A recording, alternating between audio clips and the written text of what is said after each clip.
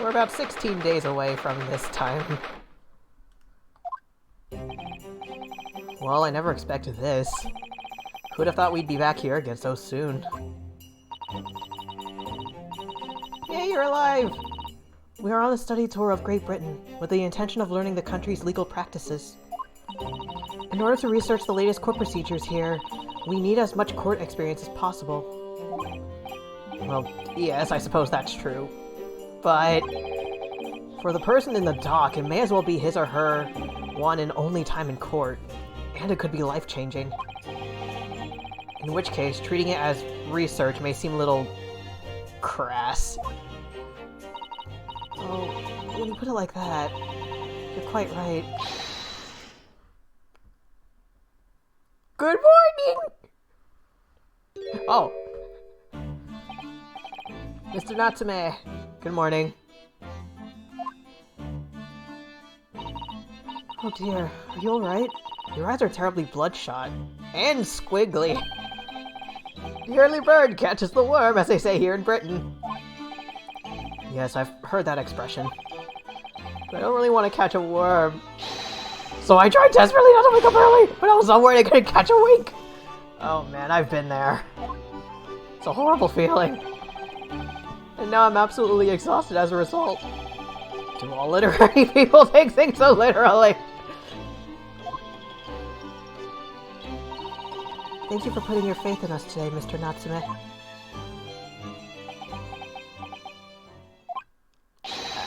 I wish I had 9 lives! My whole future hangs in the balance. I'm too terrified to tremble. You're trembling already, though. Really? Because I can feel tremors in the floor. I can't do this. I can't take it. Although, welcome student Mr. Naruhodo Esquire.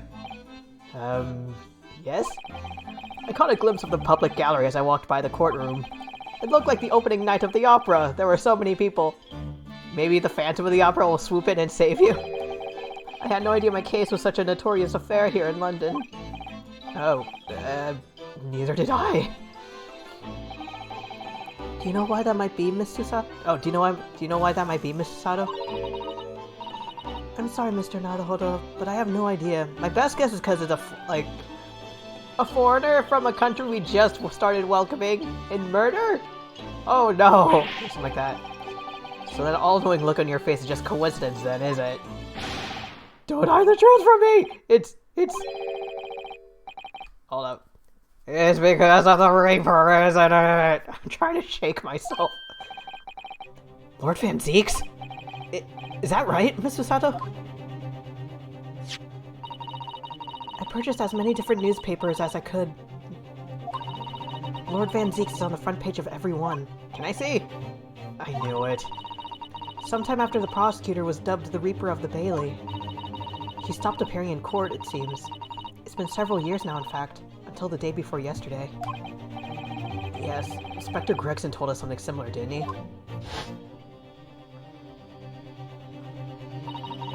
The trial 2 days ago marked Lord Van Zeek's return to the courtroom after a very long hiatus. We brought him back from retirement! Or from the grave. The trial of Magnus McGilded. What a harrowing experience that was. I'm glad that he got his ass kicked, but not in the way it happened.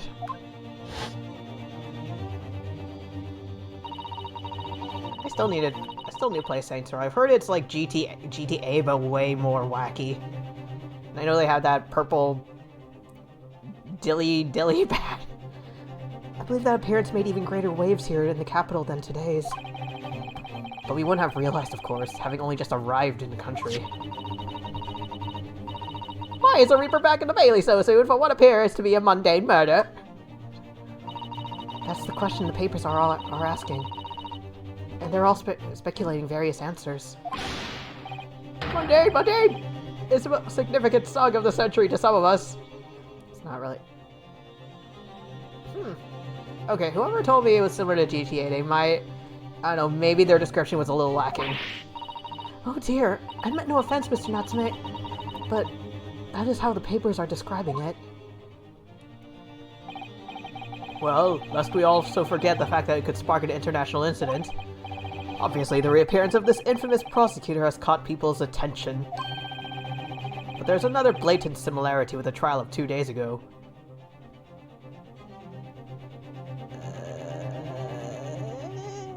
The prosecutor and defense? Yes, I agree.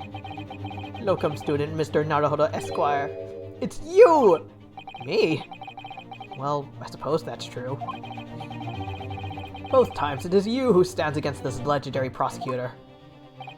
It can only mean that you're friends with... I wouldn't say friends. I don't know, maybe we befriend him? Please! I don't rub shoulders with Deathbringers! Imagine if he said, I don't rub shoulders with white people. I'm afraid that there's really only one other explanation. It can only be another example, Mr. Naruhodo, of your uncommon bad luck. Great! I'm already unlucky. I already have bad luck in real life, and it's rubbed off on Naruhodo.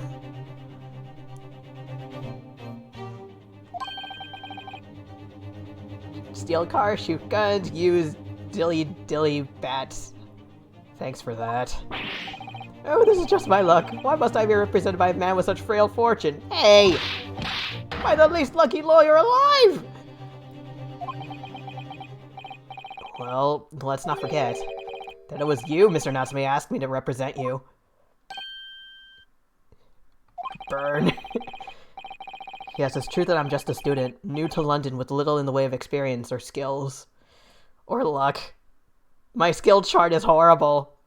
I got whoever rolled my stats, they kept getting 1s for luck. Or 0s, and I don't know how that happened.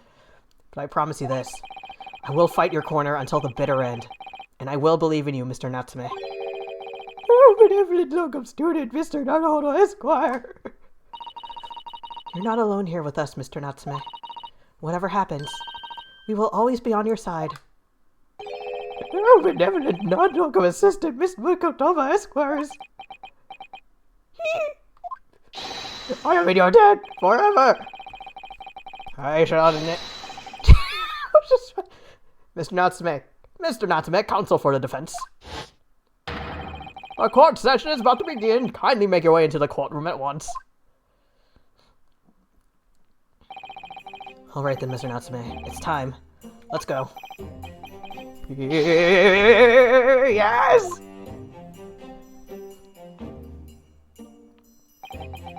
This is it. Saints Row 2. I thought the other Saints Row games were available on PC, though I'm not sure if they're... It's one of those game series of where you have to play everything in chronological order. My second appearance in a British courtroom, and my second trial against the Reaper. That's not the Reaper! I hope you're watching over me, Kazuma. Because this time, I won't let my faith waver. I'll believe in my client to the last. First one. Oh. Just like you believed in me. I believe I can do this now. I'm ready for this fight!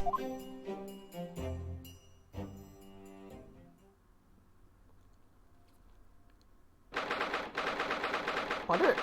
Oh man, please. I wonder if there's gonna be a brand new jury. Hey! It's the maid lady! I think her name was Joan. In the name of Her Majesty the Queen, I hereby declare this court to be in session. I now call upon the counsels for the prosecution and defense to declare their willingness to proceed. Prosecution is fully prepared, my lord. I just had my blood. The defense is ready, my lord. The guy over there are a truly fascinating breed. I know I've already been playing this game for a while, and I've read that word a lot, but looking back, I'm a little paranoid that it's like, sure, it's like time-wise, maybe it was more well-known, but these days it might not be that good. Lord Strongheart has told me all about you. That you are a student who arrived in London but 2 days ago. A mere amateur. Do you have a point? Being a compatriot, you feel compelled to try to help the accused, I suppose. I'm pretty sure you do the same if you were in my shoes. Forgive me, but I do not believe arrogance is an appropriate description. Susato-san, kick his ass, please! After all, at our previous encounter, the defendant was Susato, do you not remember how weird that trial was? Oh, we're drinking already!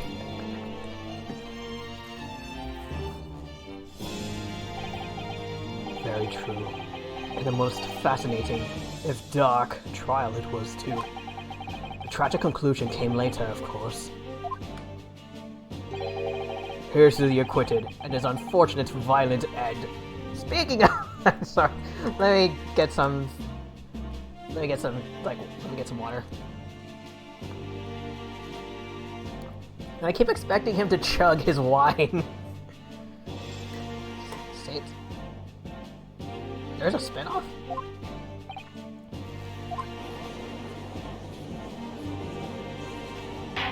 Okay, in the jury I saw a grandpa, the maid from last time, someone who looks like Bo Peep from Toy Story. Thank you, counsels. I see both sides are in fine fettle. Now, ladies and gentlemen of the jury, are you ready to carry out your duties here in court as impartial members of the public? Hey! Hey! Bruce Fairplay! You never know when you might be down on your luck, but I believe in fair play for everyone. Well, I must warn you, I'm rather more ruthless than I appear. Seriously, she looks like Bo Peep.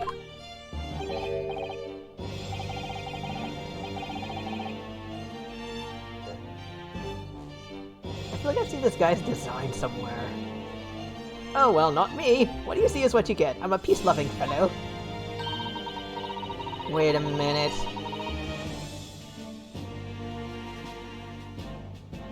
Bruce Fairplay and the maid, aka jurors number 1 and 4. Is it fair to have them here? Because while it is impartial, they're kind of... I've already interacted with them before, so they could be biased because I'm here. Hey! Come on, what are we waiting for? No doubt he did anyway. He looked like the Chim Chim Churi guy from Mary Poppins. President gets kidnapped by the forces of hell? Grandpa! Oh no, this might not go well. Eh, sorry, didn't quite catch that. Very well, let us proceed. Your opening statement, if you please, Lord Van Jeeks. Very recently, Great Britain signed an alliance with a rising power in the Far East. The accused in the dock today is a student from that same land, a certain Mr. Soseki Natsume. I thought he was gonna drink it! And while our country has extended this foreign student the warmest of welcomes, regrettably, the kindness has not been returned. In fact, the student is accused of a most sinister act. Already?! You didn't even drink it! Of plunging a knife into the back of an innocent woman who was doing nothing but walking down the street. Again, like, he's biased! Like, I'm pretty sure he's already biased at this point, so should we, like, replace him with a different juror who I haven't seen yet? A knife crime? I tell you from the bitter experience, those are the worst, bloody oath they are! Just look at the sallow complexion, short stature. Eee! Hooray, racism. Come on, let's get this over with. With me now. 1, 2. Eh, sorry, didn't quite catch that. Pray, forgive the discourtesy of smashing my hollow chalice here in this great chamber. You've done that multiple times. I wouldn't be surprised if at some point you smashed it in your own face. Or my face. Allow me to call the first witness to the stand. Very well. Bailiff, lead the inspector in, please. Hosonaga? Oh, whoops. Fish and chips, man! Your name and occupation, please. Yes, sir. Tobias Gregson, Detective Inspector at Scotland Yard. Would you please summarize the events of the case for the court, Inspector? Oh, I like her. Oh my gosh, she looks like Isabelle from Animal Crossing. The victim is thought to be a young woman in her 20s by the name of Olive Green. I beg your pardon, Inspector. Thought to be? Yes, having been stabbed in the back by an attacker's knife, the victim fell unconscious. Once again, apologies for horrible accents. Oh my god, it's like if Hannah and Isabelle had a baby. That was 3 days ago, and she's been comatose ever since. What? It's like, don't even know who she is for sure. Hermitage, I see. But her life is not in danger. Fortunately for the Eastern student, the charge will not be murder. Just calling Japanese at least. Yeah, still feels wrong. Well, everything in this game that comes off as racist just... Like, yes, I know the time, like, in time period wise it made sense, but nowadays it's like, I am not comfortable. Pray, elaborate on the details, Inspector. Sir, if I could ask everyone to look at this street map.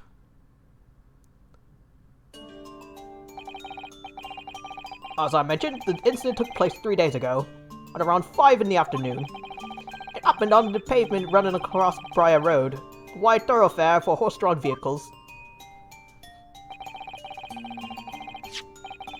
It had not long since stopped snowing at the victim, Miss Green, was walking down the street. I like these little icons. Out of the blue, she was approached from behind by the accused and stabbed in the back.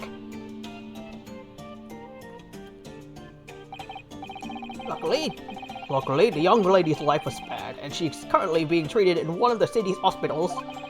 But being unconscious as she is, we've been unable to take a statement from her, of course.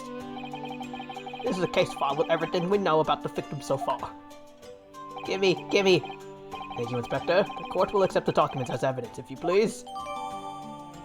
Yes, gimme! What of the weapon that was used?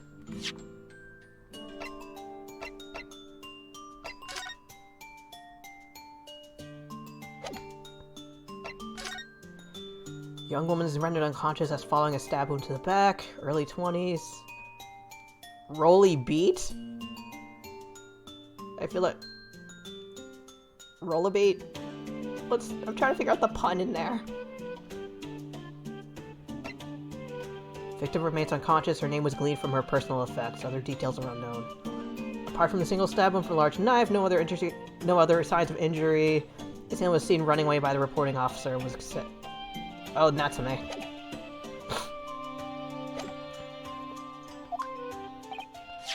Sir, I have that here. It was removed from the victim's back. That was a switchblade. Ugh. That big thing is starting to make me scared to walk down the street now. Wait until you hear about Jack the Ripper.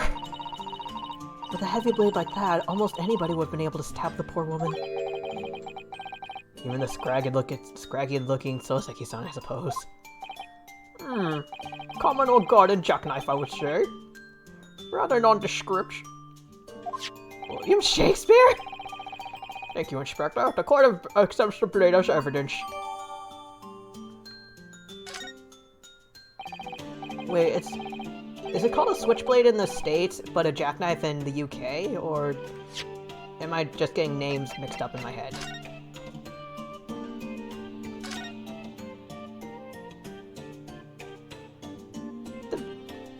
The tip? It broke off.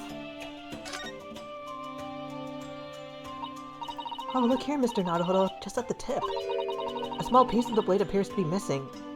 Is it still inside the lady, or did it break off previously? I wonder what could have happened to it. Yes. You don't think it could still be lodged in the victim, do you? That's what I was thinking. Oh dear, I do hope not. That sounds terribly painful. I'm not seeing any blood on it, though. Then again, it's been 3 days, so... Did they clean it?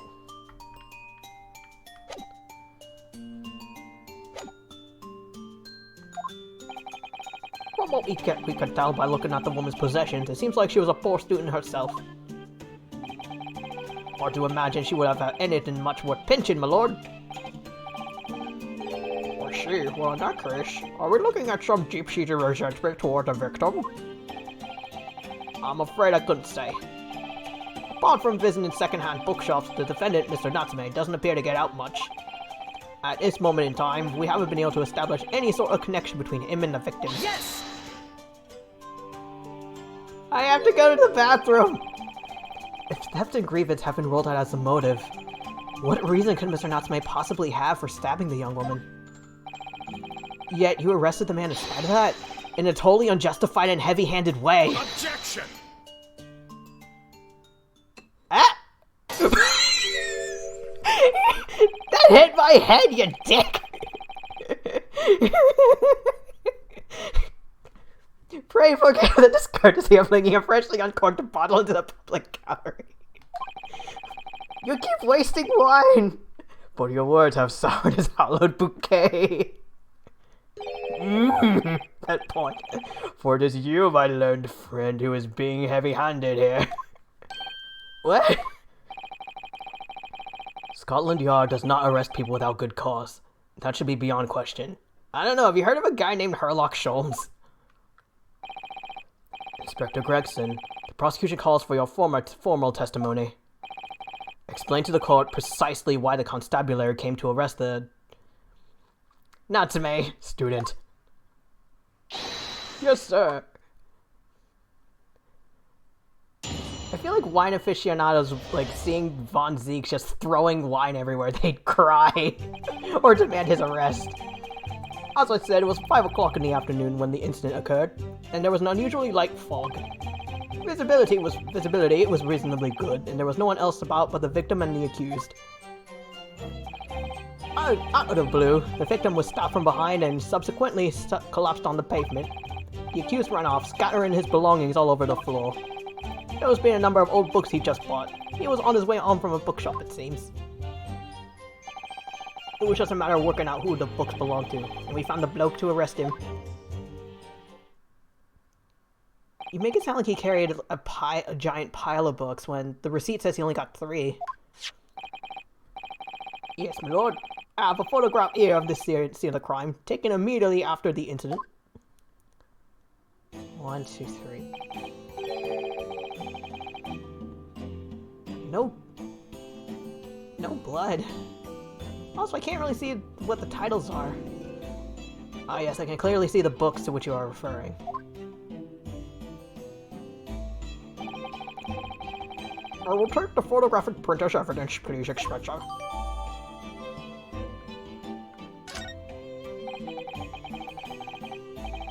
You... Nice! People are a spineless breed, too cowardly to admit defeat. Denying everything despite overwhelming evidence to the contrary. Before that... Also, shut up. Dang, I can't make out the titles.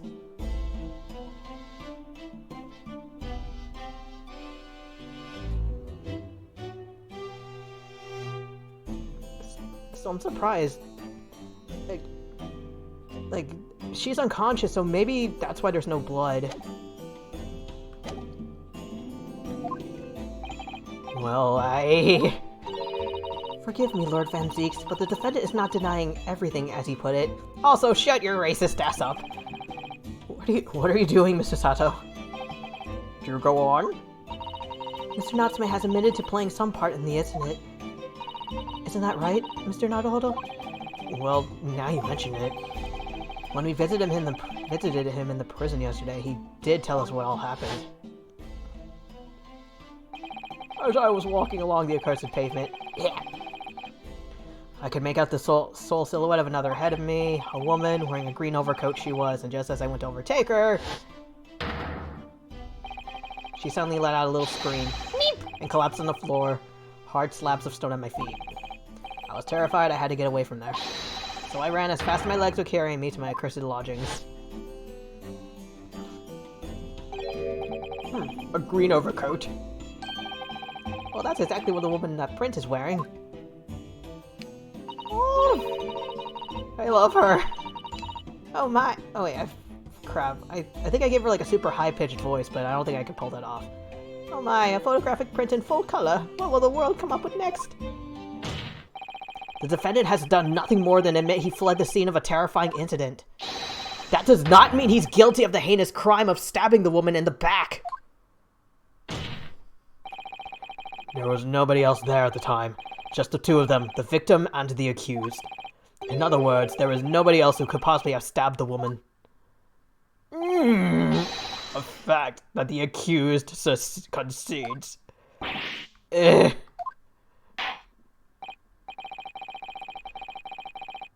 seems this cross-examination could prove to be... pivotal, counsel. Proceed, please. Yes, my lord. Nothing for it. I have to use this cross-examination to turn the tables here. It's our only chance.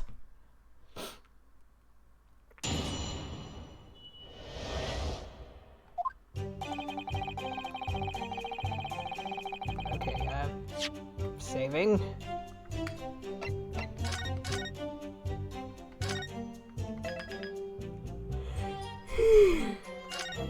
Excuse me. I said it was 5 o'clock. Was it? Light fog, you say? Well, light for London. You could see the opposite side of the street for once. Not much farther, though. That's light. Around these parts, yes. Not something I expect a jolly good fellow like yourself to know, of course. I've read that London is famous for its fog. I thought London was famous for the rain. Or the majority of the UK. But in my country, people usually imagine that gives the city a rather beautiful appearance. I wonder if the Health Police Force is better or worse compared to the Ace Attorney Police. How quaint. Yes, well, it's not something us Londoners tend to romanticize, as I expect you can appreciate. You see, at this time of year, the fog causes a large number of accidents, especially when it's heavy. Sometimes you can't even see your own hand at the end of your arm. Indeed, the other day I was very nearly trampled by horses before I could see the carriage they were pulling. Ugh. So that's when I should definitely remember to stop, look, and listen. Oh yeah, I remember when I was growing up, there was a cartoon. I don't remember what it was called, but it followed like a cat, like an anthropomorphic cat and his friend who was a giant earthworm. They had this song, it was like, stop, look, and listen. However, on the day that concerns us, the fog was somewhat lighter than normal. A fact no doubt lamented by the accused.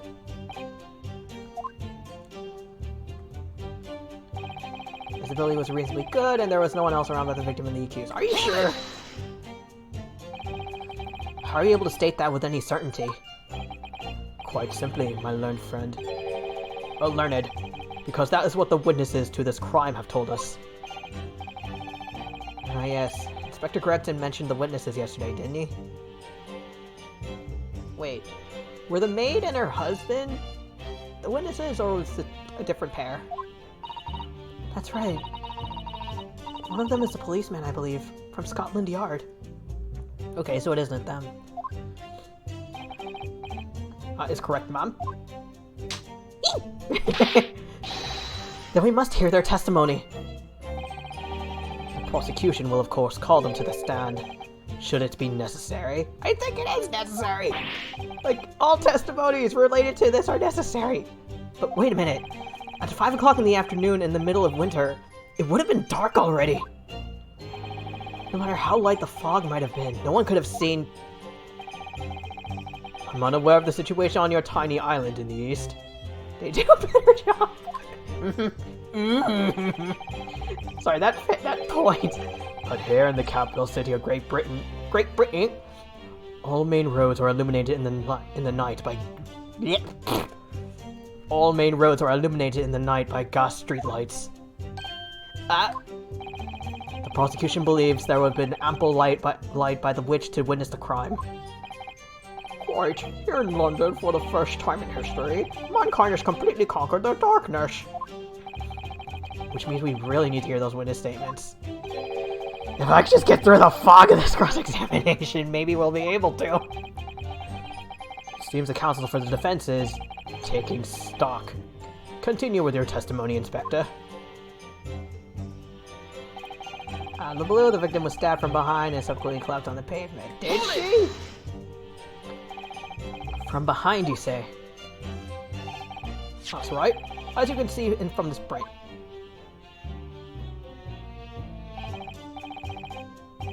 Yes, quite so. Oh, yes, quite so, Inspector. The handle of the weapon is clearly protruding from the victim's back.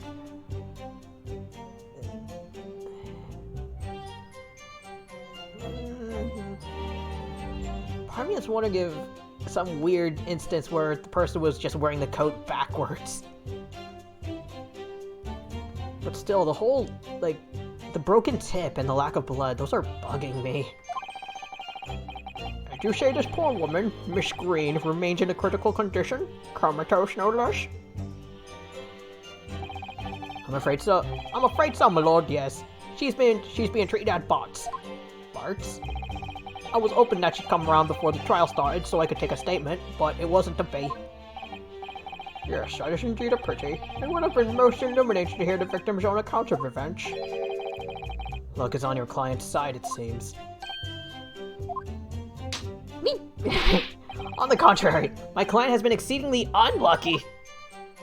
The force of tone is seriously undetermined by those disturbingly wide eyes. I'm afraid.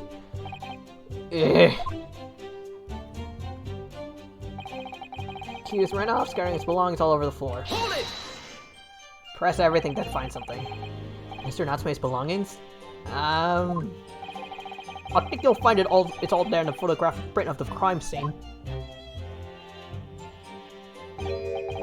Yes, there's 3 books on the floor. That's right, my lord. Second-hand books. They were irreparably damaged after falling in the snow. They didn't.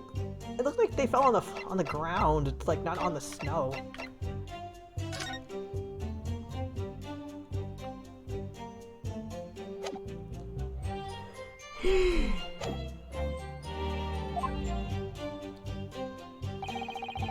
The accused could easily have carried all 3 books in one hand.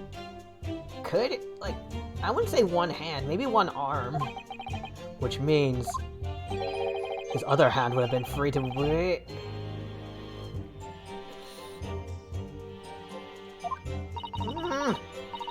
He's very clever, isn't he? What do you mean? He's made it extremely hard for you to assert that Mr. Natsume had his hands full with his books. He's managed to close the one avenue of escape he might have had before he even knew it was there. You mean to say that the defendant was holding his belongings as he thrust a knife into a woman's back? That must be what happened, my lord, yes. That was being a number of old books he just bought. He was on his way out from a bookshop, it seems. How do you know this? The defendant apparently visits a second-hand bookshop on a daily basis. Yes, so I understand. A shop full of old English literature. I commend the accused on the lofty subject matter of his scholarly attention. The bloke's room was stacked floor to ceiling with those musty old books. Can you tell us more about the bookshop in question, please, Inspector? Well, if I must, I'll have to ask you to look at the street map again, I'm afraid.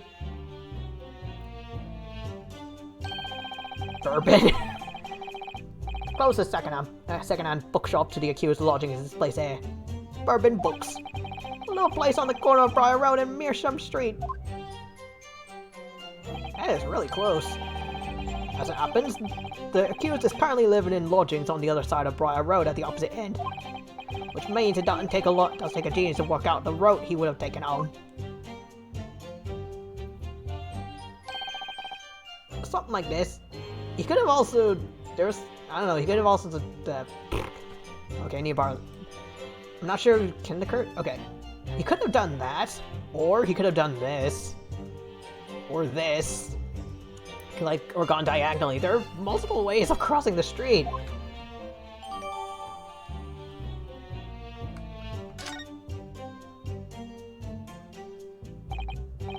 Yes, I concur with your conclusion, Inspector. The defendant would certainly have passed the scene of the crime on his way home from that particular shop. Mr. Naruhodo, I think that what the inspector just told us could turn out to be of vital importance. Let me see.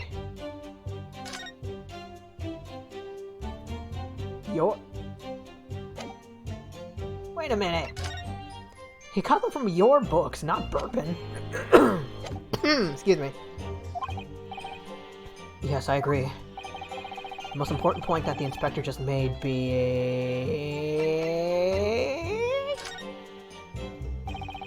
Inspector Gregson, may I ask you a favor? What? Would you kindly add the name of the bookshop to your formal testimony, please? I believe it may be of vital importance. Maybe? Oh, well, you know, I mean, yes! It could be a very important clue.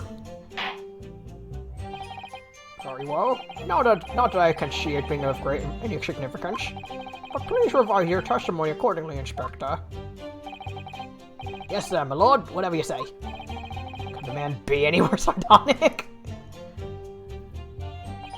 He was on his way home from Bourbon Books, a secondhand bookshop he apparently preached. I don't know, dude.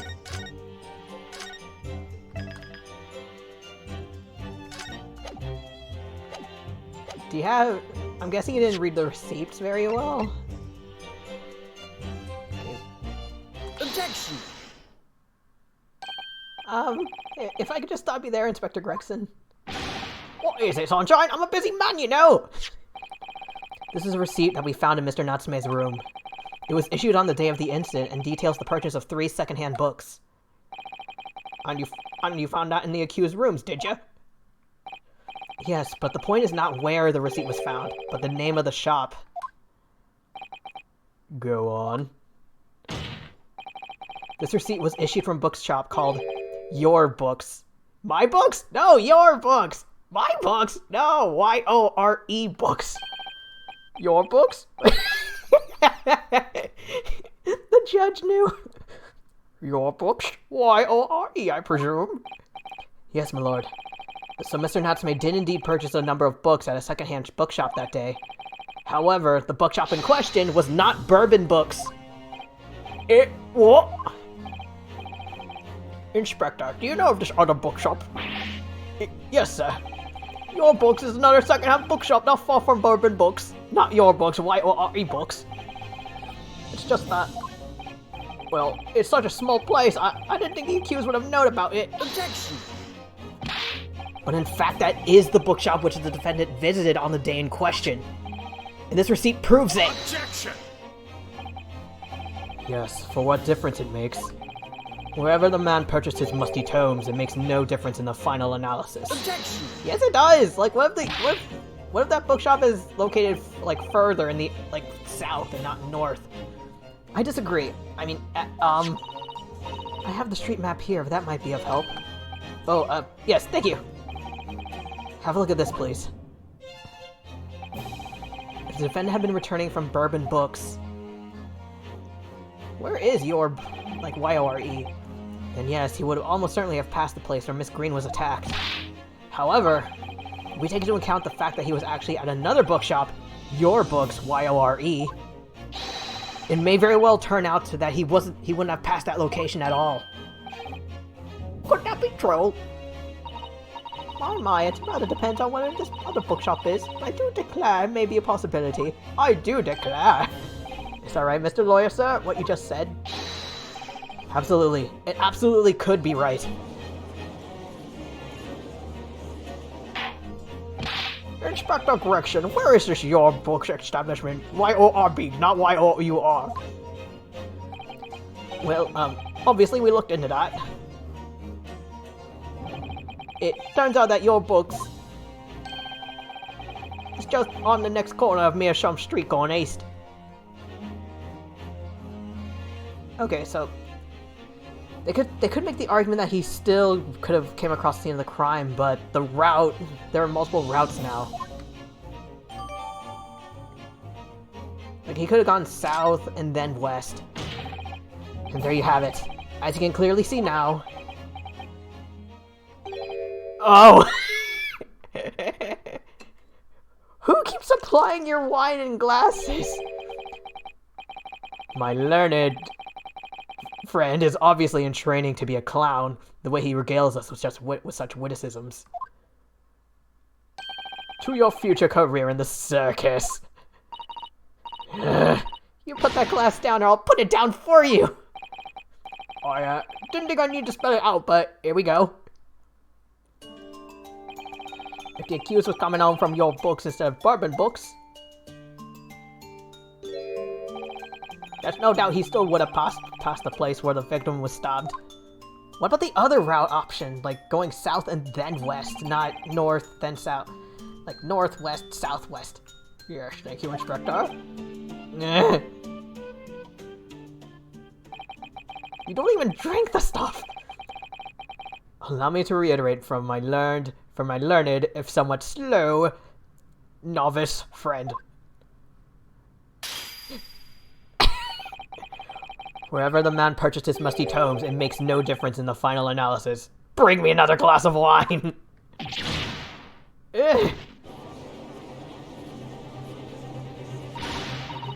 As I suspected, you can't fool me. I don't suggest you try. What did I say? I have enough of this now. Beg your pardon. Terribly sorry, but would you mind repeating that? Mr. Naruto, you mustn't give up. What? What do you mean? If the prosecution's assertion is correct, the members of the jury may very well decide that Mr. Natsume is guilty. Fuck. We must think. We must consider the assertion just put forward by the prosecution very, very carefully. They claim Soseki-san must have passed the location of the incident on his way home from your books. But... seriously, we're just gonna ignore the other route option? Saving just in case.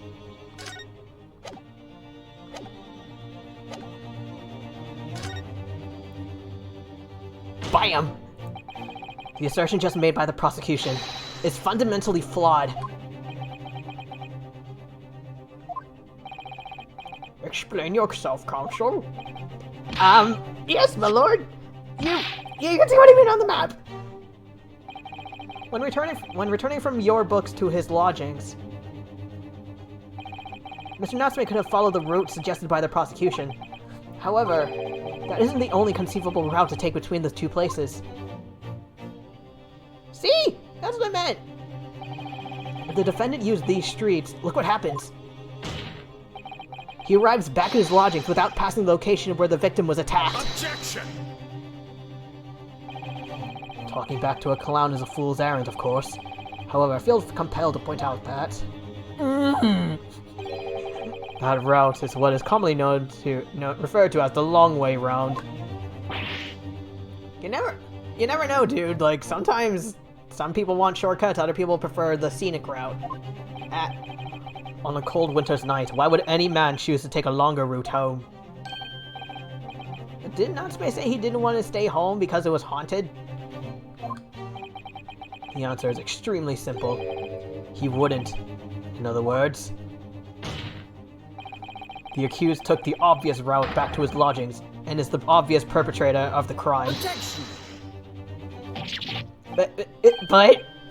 Yeah, I've got it.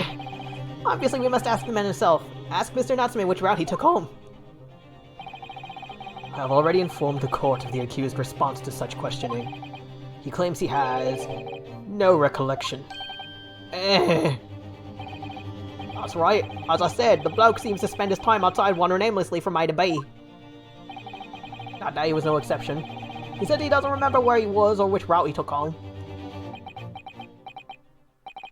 I don't...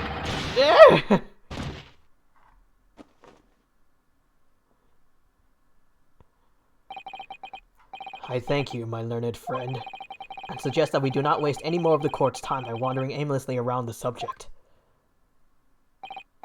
Pray, what say you, insightful jurors? But even if that is the case, the defense still... Him? Grandpa? Wait, no, not Grandpa. You! I agree with Lord Van Zakes! Wholeheartedly and in every way. I don't believe it. Does this mean we members of the jury are completely convinced now? You're not telepathic! Very well, in that case, I hereby call upon all members of the jury to present your findings to the court. Guilty! What? Guilty. Guilty! Guilty! Guilty! Guilty! That was the fastest trial I've ever been in!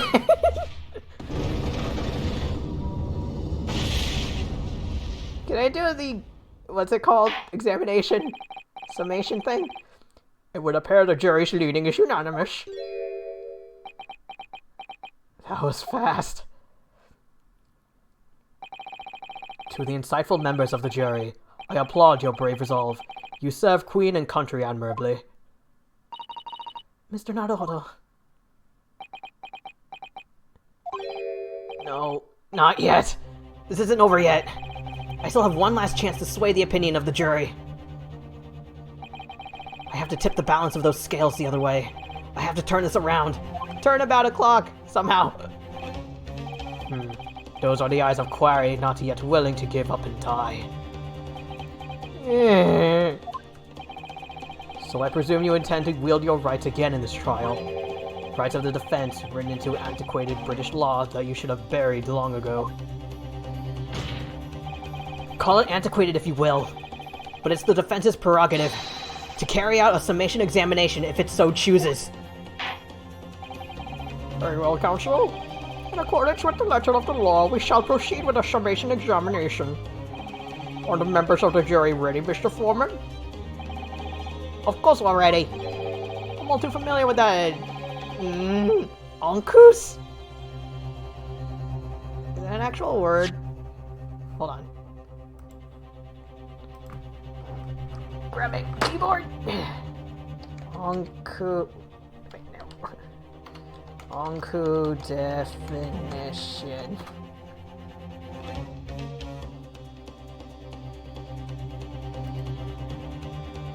Onkus in American English.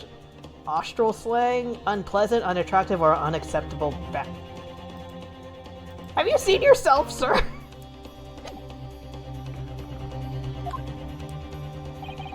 Very well then. Ladies and gentlemen of the jury, you will each explain on what grounds you have determined the defendant to be guilty.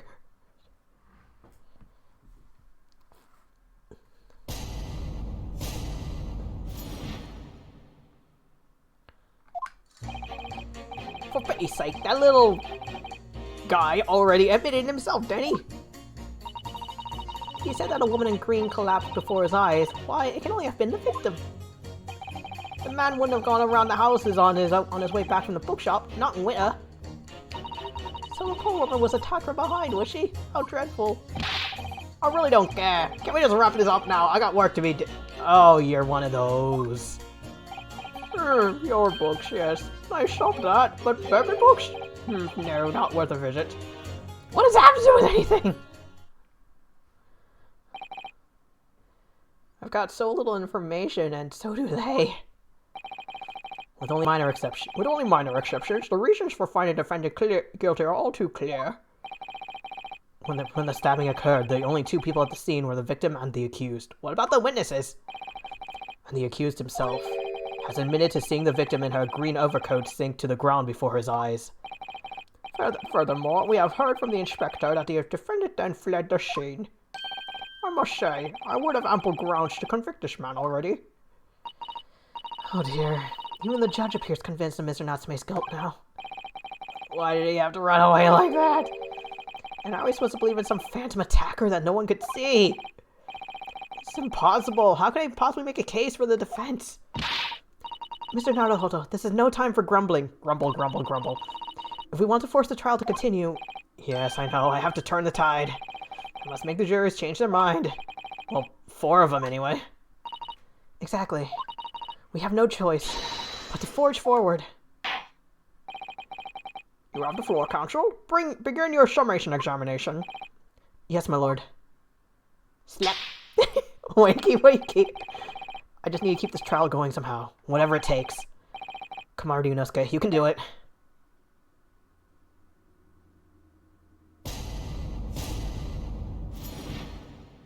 I'm just now noticing the stands, like the wooden railings, they keep changing position. Video game logic.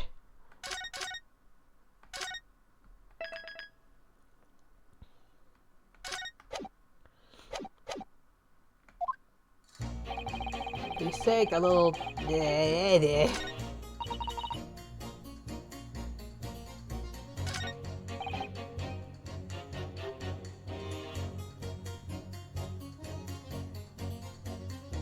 Gone around the houses?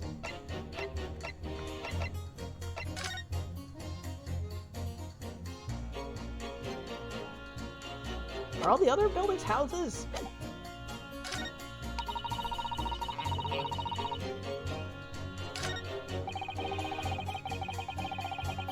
You! Hold it! A man's life is on the line here, sir. This will take as long as it takes. Don't get clever with me now, son. My life's on the line too, and so is my family's. The likes of you wouldn't understand, but a laborer like me can't afford to take time off. If I don't work, I don't want to eat, and neither do the wife and kids. I see. That must be very hard. I go to the union every morning to find out what needs doing. If you're late and the work's taken, it's tough. This time of year, there's water and gas supply pipes bursting left, right, and center. Oh yeah, the freezing weather. They're after cheap labor to get the roads dug up to fix it. It's a hard slog from dawn till dusk, it is. So, you were out digging up the roads on the day of the incident as well, were you? That's right. In fact, if I remember rightly, it was just around the corner from where it all happened. By that old bookshop it was. Another coincidence? That's right. Meerschaum Street it was. Meerschaum Street. On the map, Mr. Naruhodo, there are only 3 named streets. Juror number 5, I need you to add that information to your formal statement, please. What's the point in that? Can we just get this business over with now? This is a courtroom, you dick. Please, sir, it's important. Fine, I'll do it. On the day it happened, I was digging up Meerschaum Street from dawn till dusk.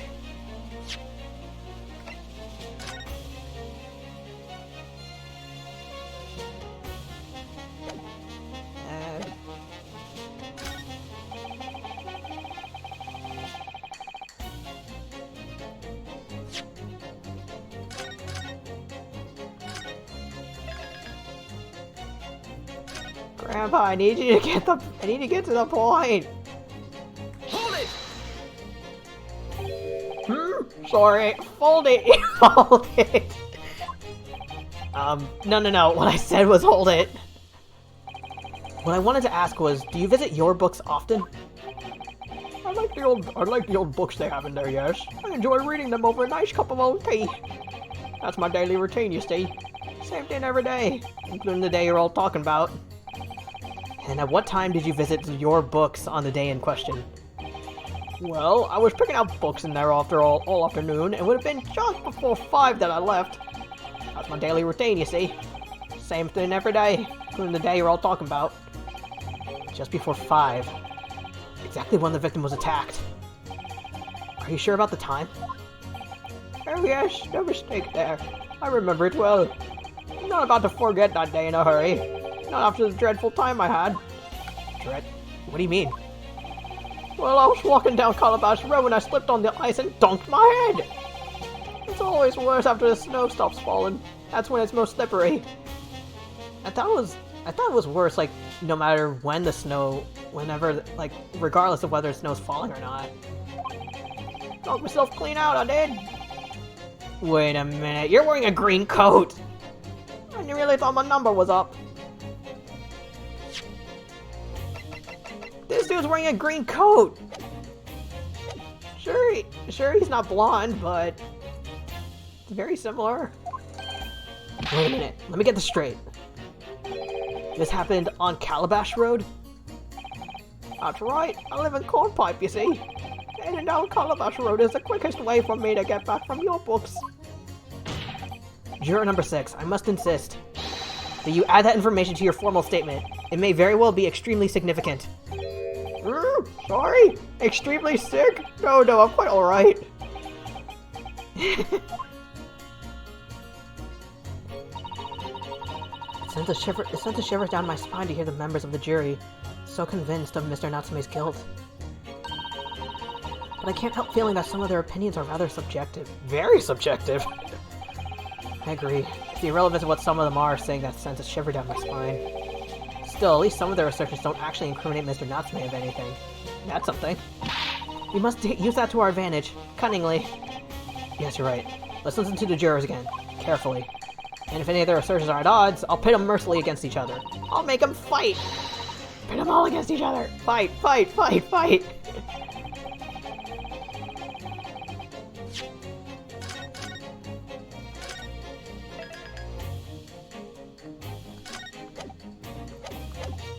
Care to say that again, you racist bitch? Excuse me, but aren't you... Yes, that's right. I was on the witness stand myself just 2 days ago. Sorry, that cocky hand on the sword. Yes, I had a feeling I knew your face. Or the side of it, anyway. If I remember correctly, you're a banker, aren't you? That's right. After the gold rush down under. Down under. Was this before or after Australia? It was all going swimmingly until you started fossicking around. Fossicking? Bruce Fat Play was a man of repute. Sorry. Don't think I've forgotten how you treated me the other day. You had me and that young hatter pegged as criminals. Oh, you're into pegging. Oh, well, you know, water under the bridge. Now there's all sorts of rumors buzzing around, and the police have been badgering me non-stop. If I could turn back the clock. Well, anyway, I don't know about the hat, but at least I'm in the clear now. I'm free to make up my own mind about who's guilty and who isn't. Thank goodness. Okay, maybe I might struggle to change this guy's mind, given our awkward history. Oh dear, I wonder what's become of Mr. First now. He yells out in the gallery, "I'm not okay!" Anyone gonna wear a coat? You're right that at the time of the incident, the defendant admits to having seen someone wearing a green overcoat walking ahead. Oh, quite. That's precisely my point. Clearly, that someone wearing green was the victim. Or it could be me. Seriously, look at me, I'm wearing green. And clearly, that funny little writer man with the disturbing mustache is the culprit. Well, let's not forget, madam, the defendant vehemently denies attacking the woman. Well, of course he does. If he admits to stabbing her, his life is over. The man is obviously a liver-faced cat. Liver?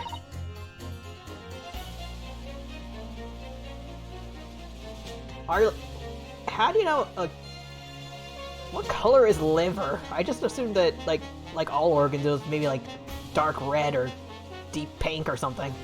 Claiming the woman simply collapsed before his eyes.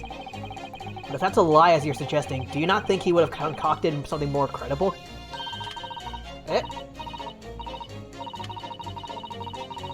Sorry, I was distracted by the compact. Oh, I really couldn't say. After all, you are foreign. Who's to say what's going on? I can tell you what's going through my funny little mind right now, but you wouldn't like it. I do declare, this man has already made the admission. He himself has stated that there was nobody else around. Surely the conclusion is obvious. Should I give her a southern accent since she keeps saying I do declare? No one else could possibly have committed this awful crime. Ugh. If no one else could have done it, the accused must be the man. Really, it couldn't be more simple. Your argument is compelling in its simplicity, I must admit. Oh my! I don't know what accent I'm doing anymore. You're too kind, my lord! That went well, for her.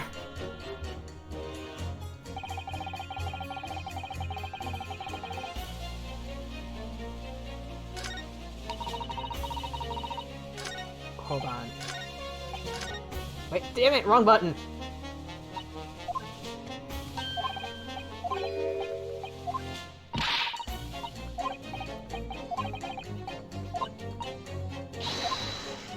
Okay, I have an idea, but I'm not sure if it's gonna work. One in green. Someone said they Grandpa said he collapsed, and he's wearing green.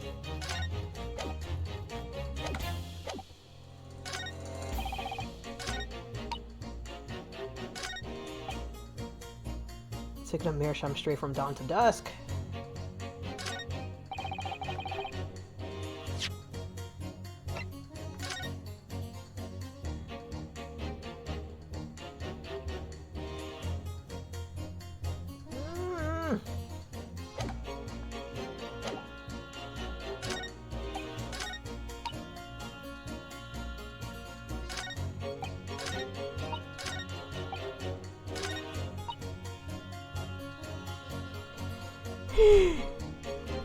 Okay, I'm not sure this is gonna work. Objection! Yes! Those two statements clearly show a flaw in the juror's reasoning. A flaw? What are you talking about, counsel? Well, juror number 2? Juror number 6? Oh, please tell me this means I'm right. I know the music stopped, but maybe it's pulling a fast one on me. Why, whatever do you mean, sir? Shit! Okay. There's at least one fact of... Okay, maybe I'm on the right track. There's at least one fact of which we can be sure here. The bookshop receipt found in the defendant's room clearly indicates that on the day of the attack, he had been to Your Books and purchased a number of secondhand titles. He then returned home on foot. But the man says he has no recollection of his return journey. Demon DJ! Shakespeare, I'm gonna shake these beats!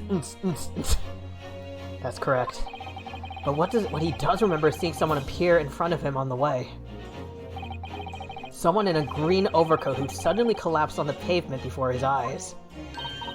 Yes, we're all aware of this. The poor young woman who was stabbed, obviously. Do you not see what the guy is wearing? Can we really be sure of that, madam? Why, whatever do you mean? I'm sure you heard juror number 6's account of what happened to him that day. That same afternoon, there was somebody else apart from the victim, who was wearing a green overcoat and who fell over on the icy streets in the neighborhood. Oh my! My goodness, you mean... That's right. I'm referring, of course, to hard of hearing juror number 6. Who are you calling hard of hearing? Are you really suggesting that the person in the green overcoat whom the defendant saw collapse in front of his eyes was the jolly old gentleman at the end of the bench here with me today? That is entirely possible, yes. After all, the old man has a somewhat similar build to the victim. Well, look at that. My goodness me. Sorry. And crucially, we know precisely where the old man in the green overcoat fell. On Calabash Road. Therefore, the person who Mr. Natsume saw collapsing in front of him was in fact juror number 6. It means the defendant must have taken the long route back to his lodgings. And if that's true, then clearly the crime scene on Briar Road where the woman was stabbed was not on his way home. Ew, why? You idiot old man! If you hadn't been so daft as to be roaming around there, we had boxed this off hours ago! And really, what were you thinking wearing such a befuddling coat? Anyone can wear green! I'm wearing green! It's a free country! What did you say to me? Is it a crime for an elderly to walk the streets these days? Is it a crime to slip over on the ice? Is it a crime to keep up with the latest style to wear a beautiful green overcoat, is it?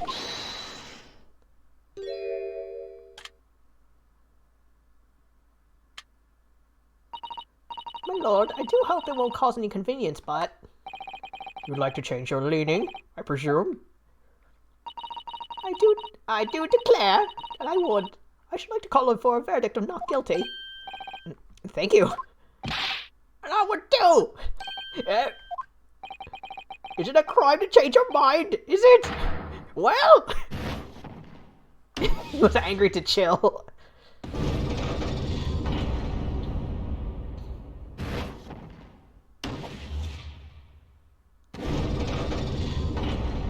Okay, 2 down. Oh, well done, Mr. Naruhodo. That was wonderful. Well, we've managed to change a couple of minds at least. It strengthened our position somewhat. Yes, and will prompt the other members of the jury to reconsider their stance as well. They'll be asking themselves if their current leanings are really right or not. Now, if we could just identify one more clue or discrepancy that will make them stop doubting Mr. Natsume, we might be able to tip the balance completely. And get those freaking witnesses out here! That's exactly what we've got to do. Van Zieks is looking to bring this trial to an early conclusion. That's why we have to prevent by whatever means we have at our disposal. No comments? Thank you, Counsel. I want the summation examination, please. Yes, my lord. Well, I could have been that old man in the green that defendant saw. I have to call him not guilty. It's only right.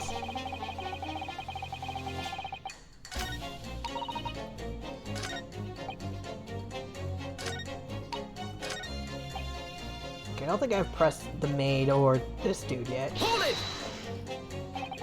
But you can't deny that there are other routes Mr. Natsume could have taken back from your books. Oh yes. Like you're on the map, you see? What was it? Calabash Road or something? Precisely. But it seems to me that what counts is whether the little Japanese fella actually went that way or not. Well, yes, that's true. Aw, no more cocky hand on the sword. And at that moment, there's no proof that shows he did, is there?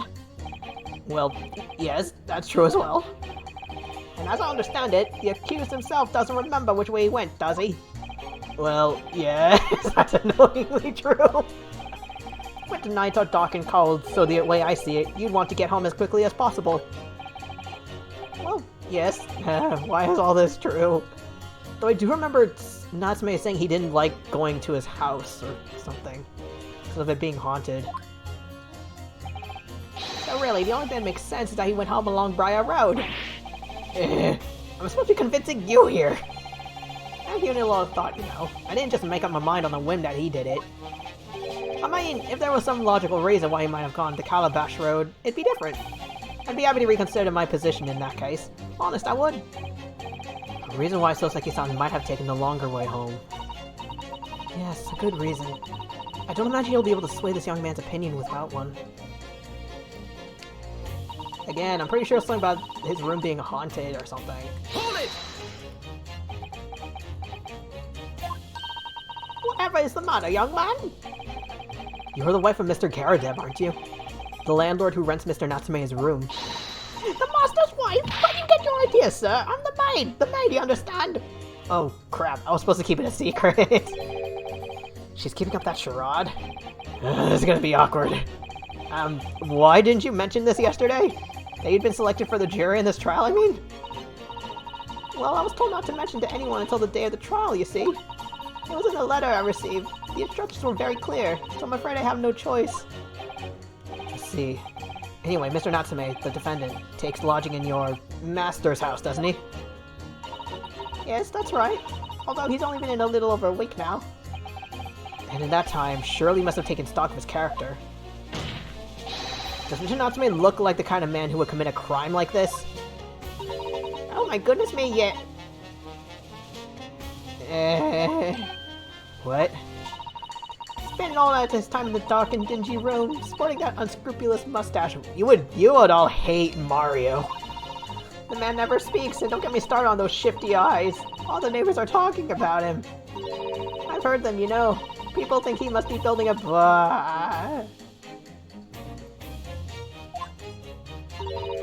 Oh dear, poor Mr. Natsume. How could people say such things about him? He's just a harmless bookworm. Nothing more. Well, you just called him a worm, so... Anyway, I better be careful about inviting this maid to speak. She said enough damning things already. Cleaning up Meersham Street.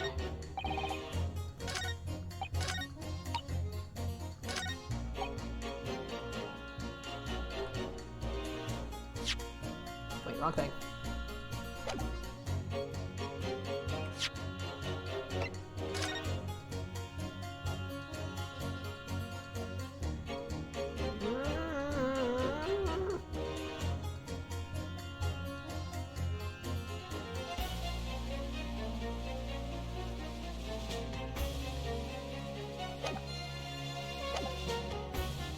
wouldn't have gone around the house on his way back.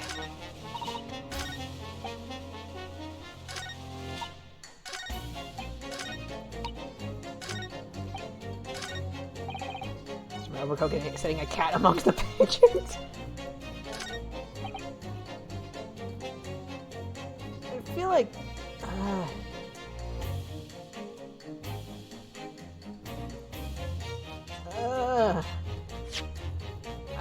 I have an idea, but I'm not sure if it's gonna work. I feel like the maid and Fairplays, they seem pretty set, so unless. Objection! Oh my god. Please! Those two statements are clearly at odds with one another. At odds, Counsel? Explain yourself. Please don't point, it wasn't me, I swear! What? I was just getting this done and dusted. Well, juror number 3. Oh, me, sir? What do you mean? Juror number 5's words just now are extremely significant. Let's take a moment to consider the implications of what's been said on our map of the local area. On the day in question, Mr. Natsume visited this bookshop to purchase a number of secondhand books. And on the same day, we now know that there were works being carried out on Meerschaum Street, making it impassable. Just the streets? Did that include the sidewalk? Which means that the defendant's route home was blocked off. Could not have taken him along Meerschaum Street and down Briar Road. Oh, yes, of course! Wait, what do you think, sir? Well, yes, you can't argue with that, really, can you? You must have get good 2 yards or more of the pavement up. Every gentleman and every gentlewoman and gentleman that came along had to turn back and go the other way. So the only conclusion is this. The defendant must have taken the longer route back to his lodgings. Yes, I suppose he must have. I suppose I must be right, Juror number 3, you said the following. A man wouldn't have gone around the house on his way back from the bookshop. Do I sound like that? But we see now that he had no choice. Yes! My lord, Mr. Judge, sir, if I may. Yes? I don't think in all good conscience that I can say the man's guilty now. Yes, I'd like to see this trial continue so we can get to the bottom of what really happened. To the bottom.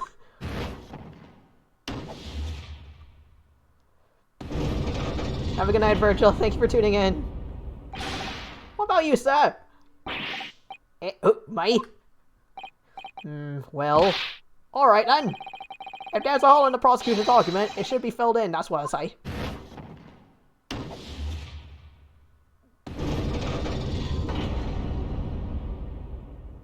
Okay, what about the maid and Bruce? Well, that summation examination has concluded with a rather large shift in opinion. The eyes, 2, the nose, 4. So the nose have it, not guilty, they say. Which means we no longer have a consensus among the members of the jury. The trial will continue. Objection! Are you gonna throw your... Finally, you actually drank from it!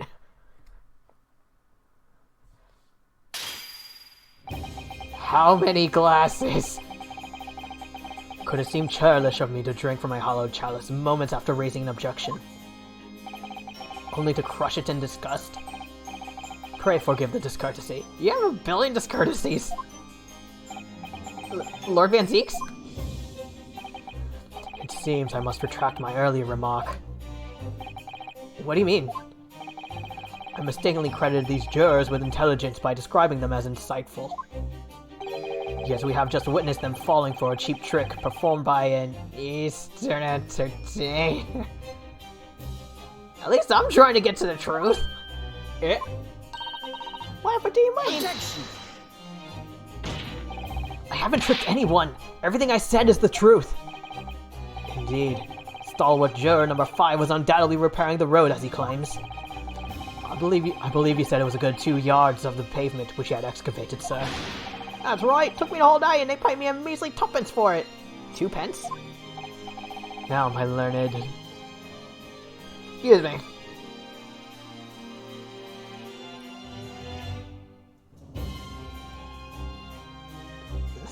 sorry.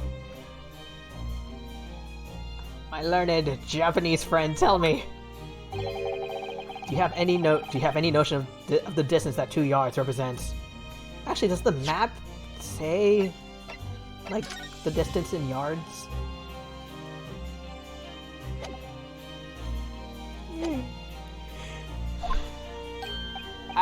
Well, if I'm honest, I don't have a clue. 2 yards is a little less than 2 meters. Less than 2 meters. That's not much at all.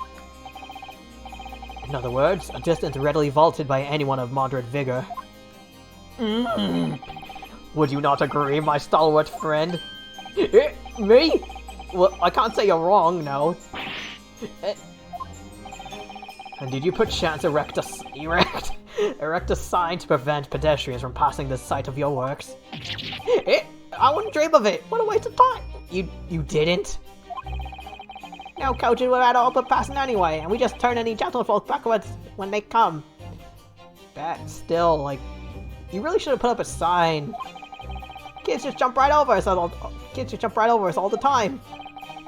The accused is no gentleman as far as I can see. I have little doubt, however, that he could spring over a 2-yard trench in his meanderings around town. You could? Like, does that mean you're the guilty one? Ah! Is that true? Is it? The incontrovertible truth is that the books just purchased by the accused were found at the scene. There can be no doubt that on his way back to his lodgings, Mr. Natsume walked down Briar Road. Crushed in a single sentence. Okay, Van Ziegs. Tell me what books were found, because if the titles don't match to what's on the receipt, then I have an argument. And, old man. Cold man? You can talk! You say that around 5 o'clock on the day in question, you slipped and fell on Calabash Road. Pray, was there a suspicious-looking JoJo's Bizarre Adventure George Joestar behind you at the time? Oh, I can't say I remember. You don't remember? He's old! How about a wager, my learned friend? You say it was this old man. He played one. He tripped on the ice. Went done? That the accused saw. But I would lay 1,000 to 1 against you being able to prove it.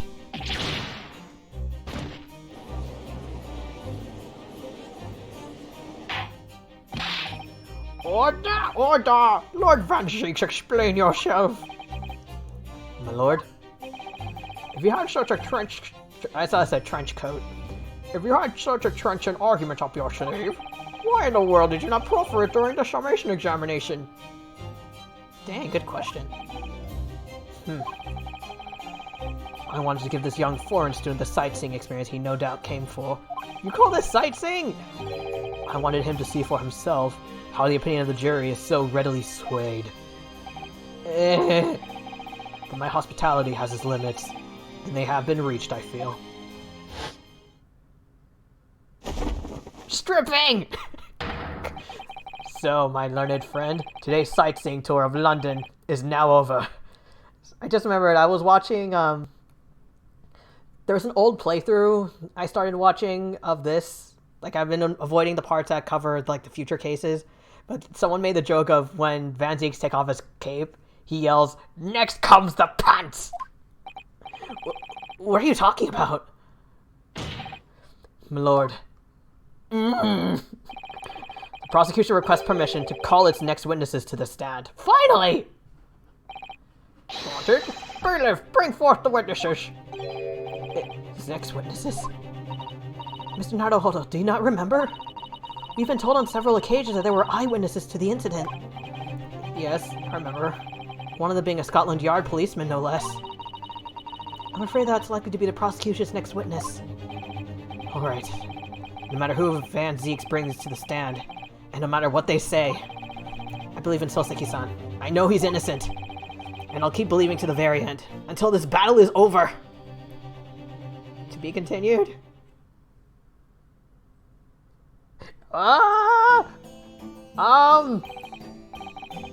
Sorry, drink.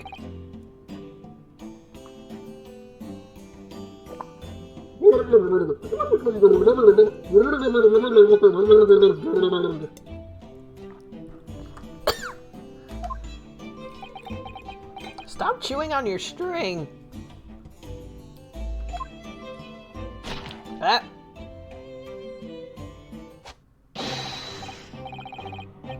Constable Rolly Beat. Sah! None to report on the street, sah! Rolly Beatty? Damn it, I can't figure out the pun in his name.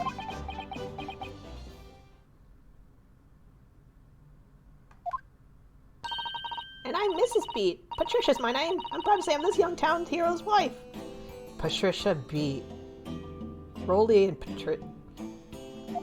Do the names combine to make a pun? What's the story here? Well, in truth, we've not been married long. Oh, they're happily newlyweds. Dude, wake up! In fact, we celebrated our first anniversary only the other day. It's like 1 month anniversary. No. It was your husband I was asking about. He seems tired. Hardly surprising. Whilst being an honorable occupation, patrolling the beat is the... Beat? The street?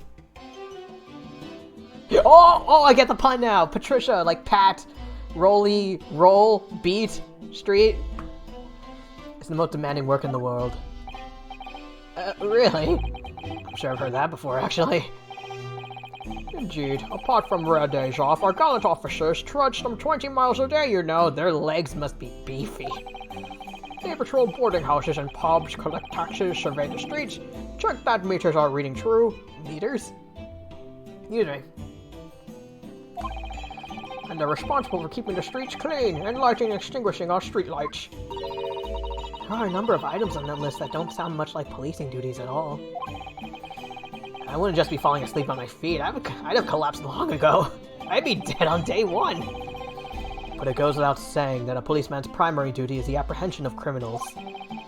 Even when he's off duty, a constable is expected to investigate and resolve any crimes on his beat.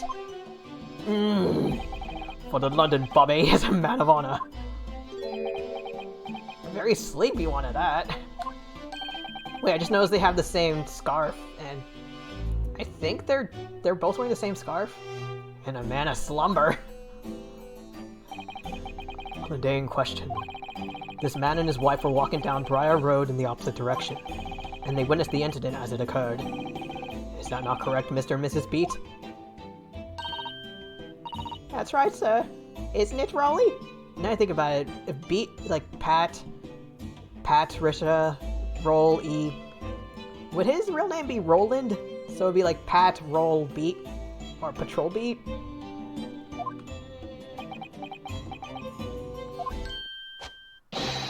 Constable Rolly Beat, sir! Nothing to report on the street, sir! Are you paying attention? What a great witness he's gonna be! Patricia, I think you might need to... If you have any experience with that scarf, you might need to use it here. Oh, I forgot, I didn't read the text. You will tell the court exactly what you saw in the afternoon of the incident. Yes, sir! Wake up! Like, I know you're tired, but look where you are.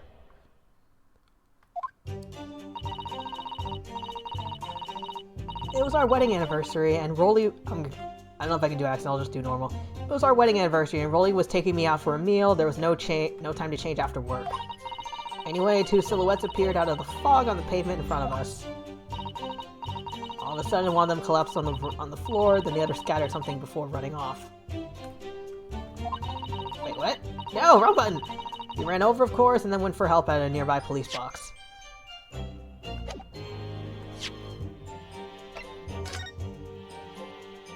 Where would the police box? Yeah, I guess not here. Wait, magnifying. Can I actually see it? Yeah.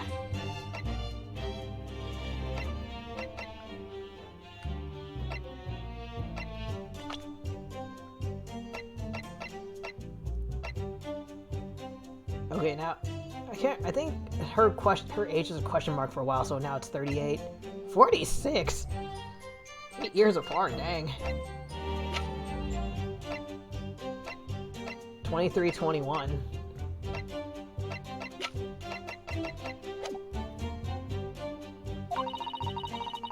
It was definitely that Japanese man in the dock. You sure? Rolly and I both saw him clear as day. It was foggy. And also, shouldn't he be talking? Well, there's an extremely compelling testimony, I must say. Oh dear. This policeman and his wife were claiming to have positively identified Mr. Natsume at the scene. The guy isn't even talking, though. If their testimony is true, the alternative course of events that you established in the summation examination will be quashed. It's death knell, in fact. Because that alternative was never viable in the first place. What an unfortunate prejuncing. And on your wedding anniversary, true. I know, right? We've only been married a week. Oh, I know, but I still managed to go out for the evening with my man. I thank the Lord for that. Gosh, the life of a London bobby sounds very hard indeed. Indeed. However, this cross-examination will be over in minutes. You may well have time to rest this afternoon. What do you mean by that?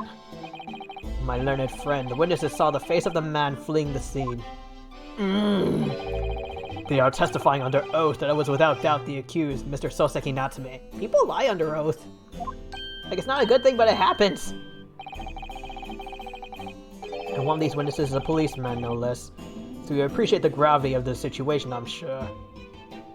So I'm guessing your stance is the whole Blue Lives Matter? Except that the man's so tired, his wife has to do all the talking. Thank you.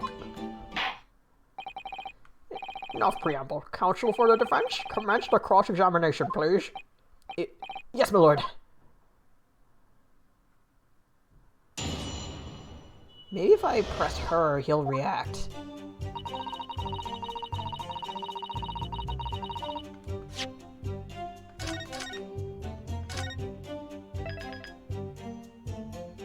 Also, I'm just now noticing the adventure of the clouded Kokoro. Is it clouded because of the fog? Or maybe it's like a double one because of Naruhodo's, I guess, ambitions, and then also maybe because it was foggy. Hold it! No time to change after work, you say. Are you also a member of the police, Mrs. Beat?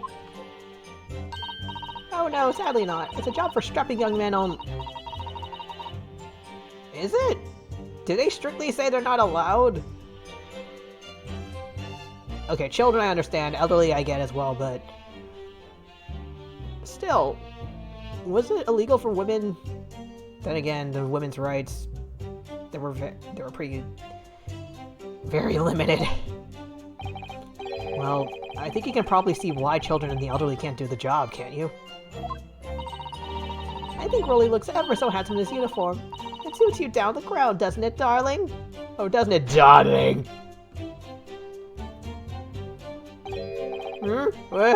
I just finished my beat. Pat and I were heading back to the station. I was actually planning on getting changed there. Is he talking in his sleep? This is creepy. Also, what are those bandages in his helmet? Did he get attacked? Oh no, Rolly, I much prefer you in uniform. Sometimes I don't recognize you when I see you in plain clothes. Patricia, please, I just want a normal night. No, wear the uniform. Oh dear, that doesn't seem healthy. Kindly adhere to the point. You were going for a meal after you had finished your beat for the day, correct? That's right, sir. Although I was fit to drop, to be honest, after spending the whole day on my feet. Completely as my life, sir. As long as I'm the proud owner of this, I'll serve my city and my queen to the end. Is that gonna be added to the court record? What's that now? My warrant card, sir. Prove I'm a London copper. It has a noble founding principles of the Forceman on it. As a reminder to all us policemen of our sworn duty. To patrol the streets of London town and uphold the peace of the common man. Sir. And for such a noble cause, I cover 20 miles every single day without fail and without a grumble. Because I know that the plotting on my boats is all Londoners need to hear to feel safe and secure. The plotting of your sleepwalking? So fighting crime doesn't appear to come into it then. sad. Just on that one particular day, I was looking forward to celebrating my wedding anniversary. Miss Pete pulled up with a lot. That's new.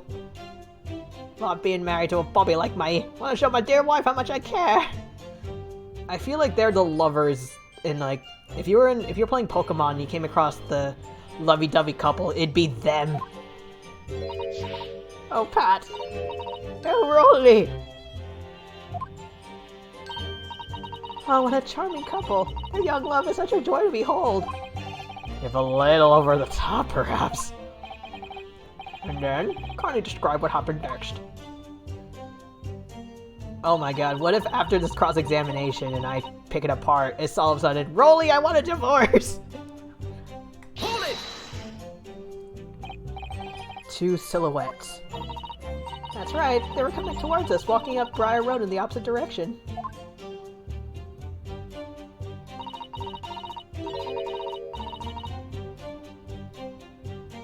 There was a rather plump figure, followed by a scrawny, thin-looking man. I mean, Rolly's pretty thin, too. That does sound like the victim as pictured in the print, and like Mr. Natsume. Yes, unfortunately it does. And you're certain that at the time there was nobody else nearby? Oh yes, quite certain. It was dark, but there are streetlights on Briary Road, you see. There was nobody else around at all. Isn't that right, my darling?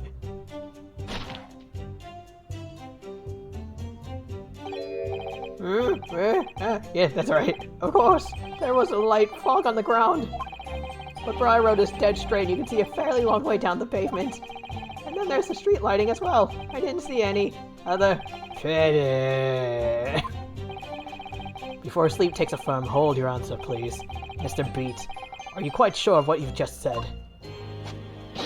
Yes, sir. As a copper who spends all day, every day, keeping watch on the streets, I swear to it, sir. I'm as sure as my love for Patricia is true. Oh boy.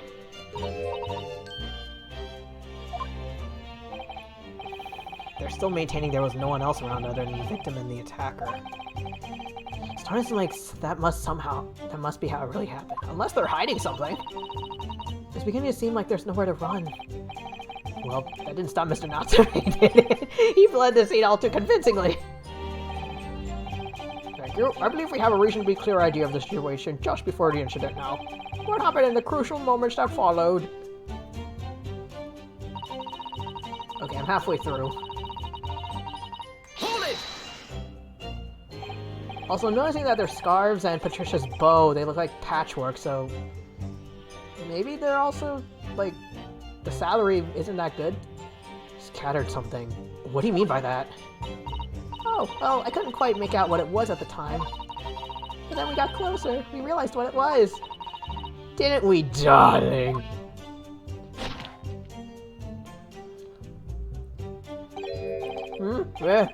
Yes, that's right.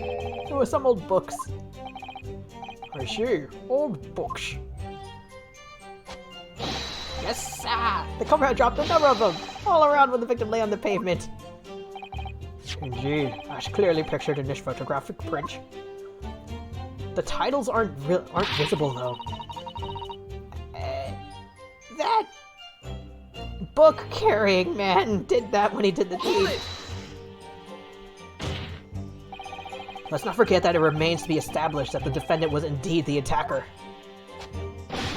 But we saw him. It was a man in the dark without question. Sigh. The mustache, the hunched back, the cat-like eyes. Cat-like? Talking about the snub nose, everything! Any more insults you want to throw in? That's right. He looked down at that poor defenseless woman with those terrifying, intense eyes. I think your husband's about to fall. And then suddenly threw his books onto the pavement and ran away. I see. This is tough. They seem as though they're telling the truth here. May I remind the court that this unambiguous testimony comes from a policeman and his wife. That doesn't mean anything!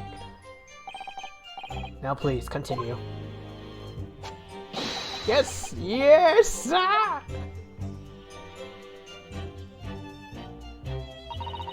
You ran straight over, of course, and then went for help at a nearby police box. Was it by chance a TARDIS? Was it your husband who went to fetch help? No, I went. I may not be a police officer myself, but I am the proud wife of one after all. A very sleepy one. Isn't that right, my darling?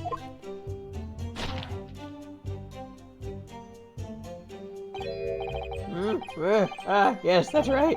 I asked Mrs. Beat to go. I was off duty by that point. But a Bobby is never truly off duty, of course. So I felt obliged to stay and guard the scene. Very laudable, Mr. Beat. Preserving the scene of a crime is a task of considerate importance. That's why I sent Patricia, you see. I told her where to find the right police box. Forget my ears, but what do you mean by the right police box? Did I think about it? Wasn't there one right by the scene? If I'm remembering the scenery correctly? Depends on a crime's location, you see, as to who deals with it. Where the woman was stabbed wasn't actually on my beat. So I told Patricia the way to the police box where the incident occurred fell under so she could get reported. I ran there as quickly as I could and asked for help from the Bobby on duty. There's nothing more potent than a young couple in love working together, you know. I've heard arguments like hell hath no fury like a woman scorned, so that might be a competition. And thanks to your swift response, the case was quickly resolved. The actions of two model citizens. Oh please, you're making us blush. Isn't he darling? I wonder if he's into, like, neck pulling. Yes, sir! What Patricia said, sir! Yeah. Let's move on, shall we? It was definitely that Japanese man in the dog. Rolly and I saw him clear as day. It was night and foggy! But surely you wouldn't be able to see his face by the light of the gas street lamps, would you? Whoa! We absolutely could. Us Londoners have exceptional eyesight, I'll have you know. I don't know. Glasses exist, so everyone can have bad eyesight, including Londoners. And also, I think you're gonna kill/strangle your husband. Great. The light from the street lamps was more than enough. And my husband already told you the fog was only light, didn't he? Yes, and what of the fog? We're famous for it across the globe, I believe. But it's an absolute menace to those of us who have to live with it, of course. Oh, it is. When? You doing okay there, buddy? When it's thick, you can't even see the hand at the end of your own arm. Yes, alright, I take your point. Could you stop shaking your husband? The constant fog makes our eyes very sharp, you see. That's when we can tell you for sure and certain.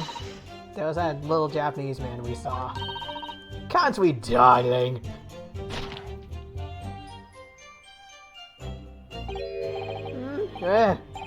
Yes, it was the accused and no mistake. The mustache, snub nose, unmistakable sir. As far as this customer, why do I keep saying customer? As far as this couple's testimony is concerned, there can't be any question. It was Soseki-san they saw running away from the scene of the crime. So that's it, is it? That's their entire testimony? What do you think, Mr. Naruhodo? I hate to admit it, but on hearing the testimony, it really does seem as though Mr. and Mrs. Beat saw what they saw. Mr. Natsume running away from the scene on Briar Road. Yes, I feel the same. So if that's true, where does it leave us? The members of the jury are sure to call for a guilty verdict after this testimony. Damn it! And what do we do? If Kazuma-sama were here... What are you trying to say? I think he would try to find a contradiction somewhere else within their testimony. Somewhere else? Their statement about seeing Mr. Naruhodo is unequivocal. Calling that into question won't help. But if you can identify some other part of their testimony which appears to contradict the facts, you might be able to discredit them, to make the jury doubt if the pair's memory of that day is accurate. Right. Put simply, we must focus on finding a discrepancy in these statements somewhere. If we don't, I'm afraid the trial may reach an early and unfavorable conclusion. Why do I always seem to be so up against it?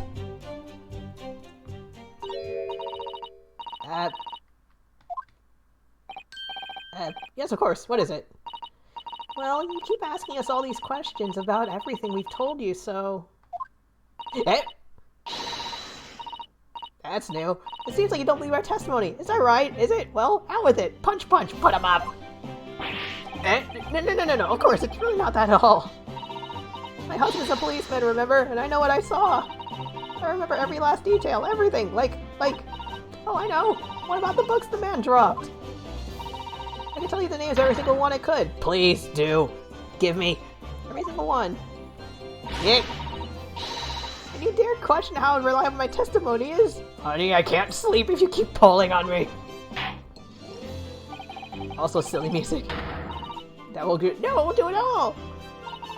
That Japanese lawyer has no idea what I'm capable of. Even if I decide to forgive him for insulting us, don't think for a minute that Rolly will. He's asleep.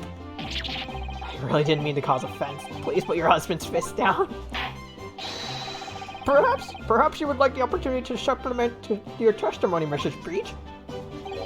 Might that appease you? Oh, thank you, my lord. That would settle things nicely. Wouldn't it, darling? Give me the names. 4. 4. 4.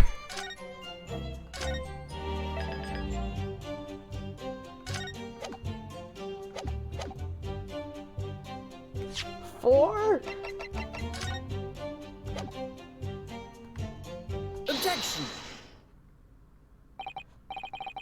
So you're saying there were 4 books? That's right. I remember all of them.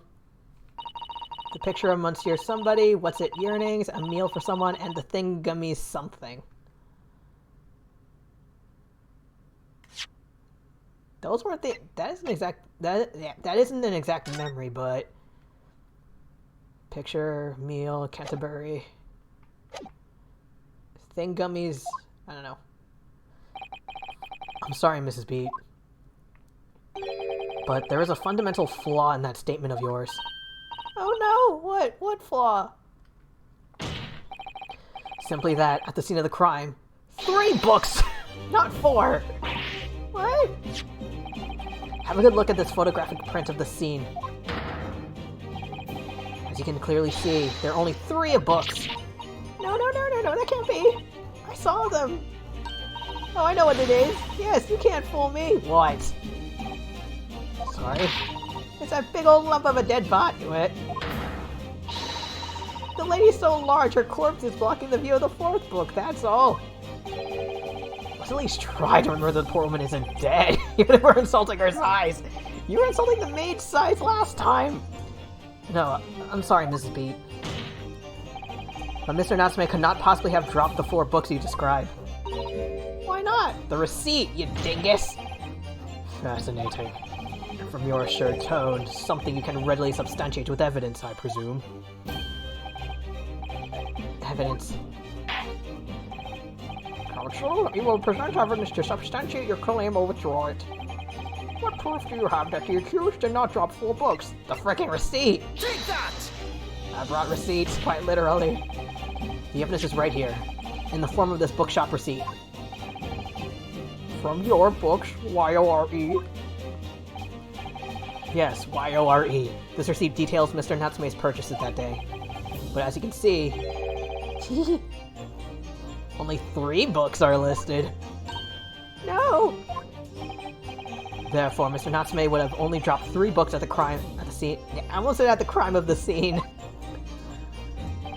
Which means that your powers of observation, madam, cannot be relied upon. Your eyes are shit!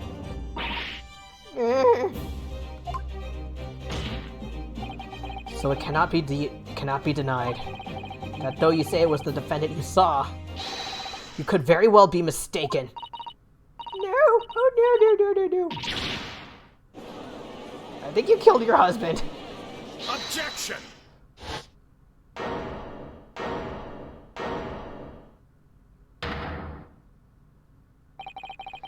It's plainly evident that it is your powers of deduction that cannot be relied upon, my learned friend.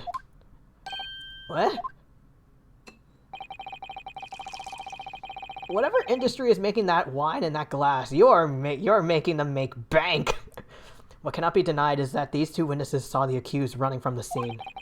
A fact that you know very well you have no hope of disproving. So you've striven to avert attention from that by dint of some inconsequential discrepancies. Would that be fair? He sees right through me. But your plan has somewhat recoiled against you. What are you talking about? It's quite simple. Let me explain with a toast. A toast by throwing this in your face! To the policeman's wife and her entirely accurate testimony in every respect.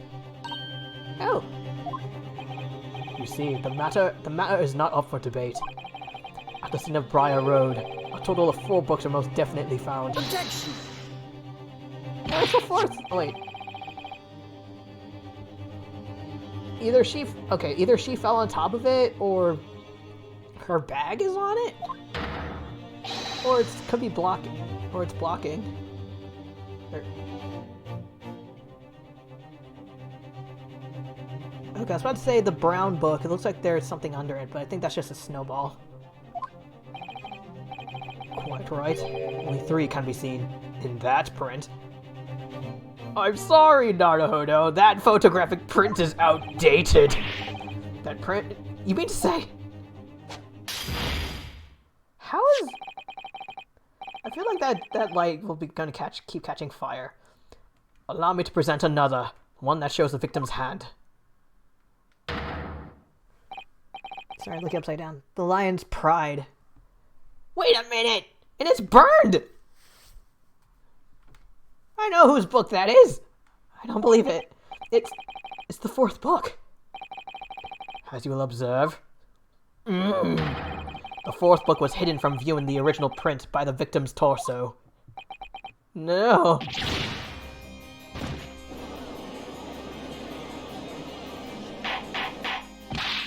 Order! Order! There, you see? You have like an evil smile. Look at that! Look! Yes, I see. It's just like I said, isn't it, darling? Yes, sir. Patricia's always right, sir.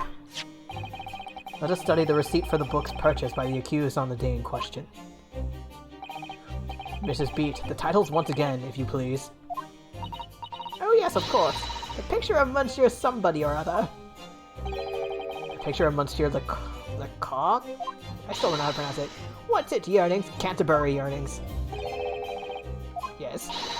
A meal for someone. A meal for... who was it? Gaborio, in fact.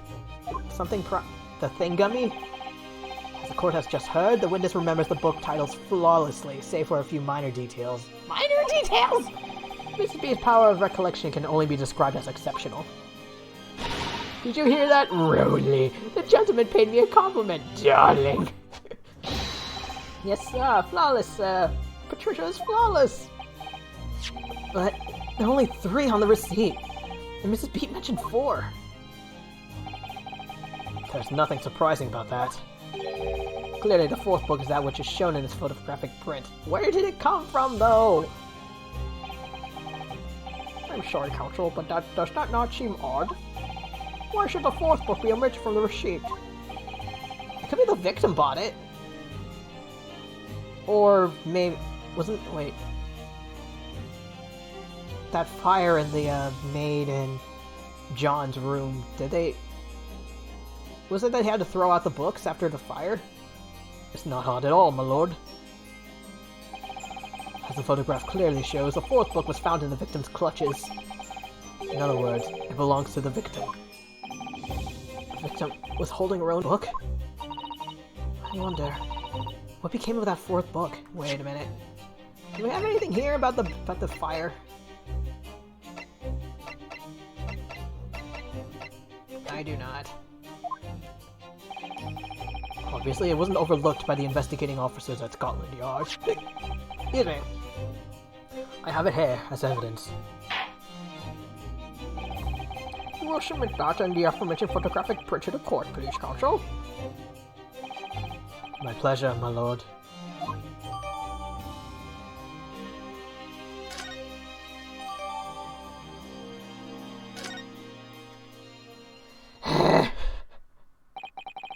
prosecution rests. Screw you! Also, let me take a look.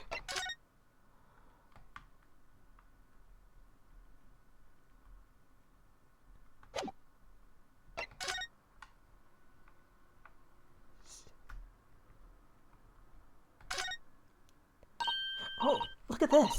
The book has been badly burnt. You're right. You'd never be able to read it in this state. Especially not the latter pages. What a terrible waste.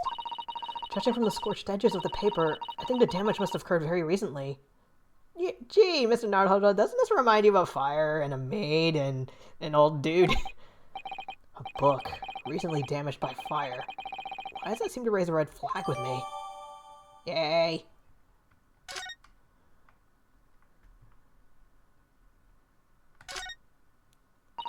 Let me see. It's a book entitled The Lion's Pride.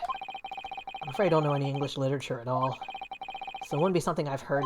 Wait a minute! The Lion's Pride. That's strange. I think I've heard of a book by that name before. Yeah, it was John's favorite. And very recently, too. It's a title I recognize too, Mr. Naruto.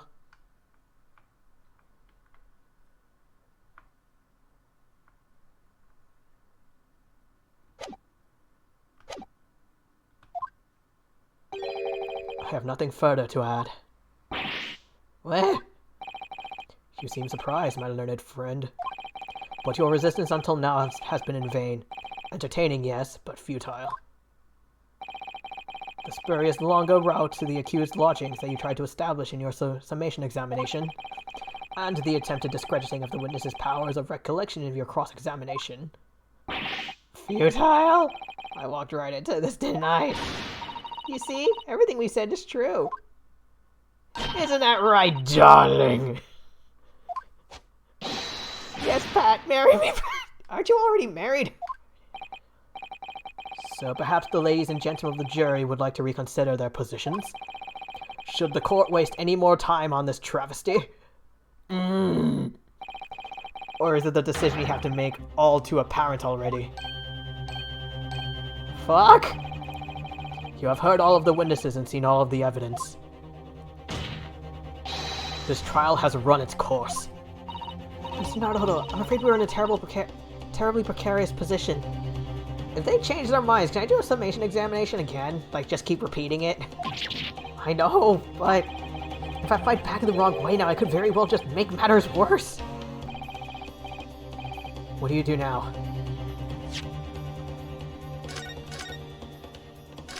Save, first off.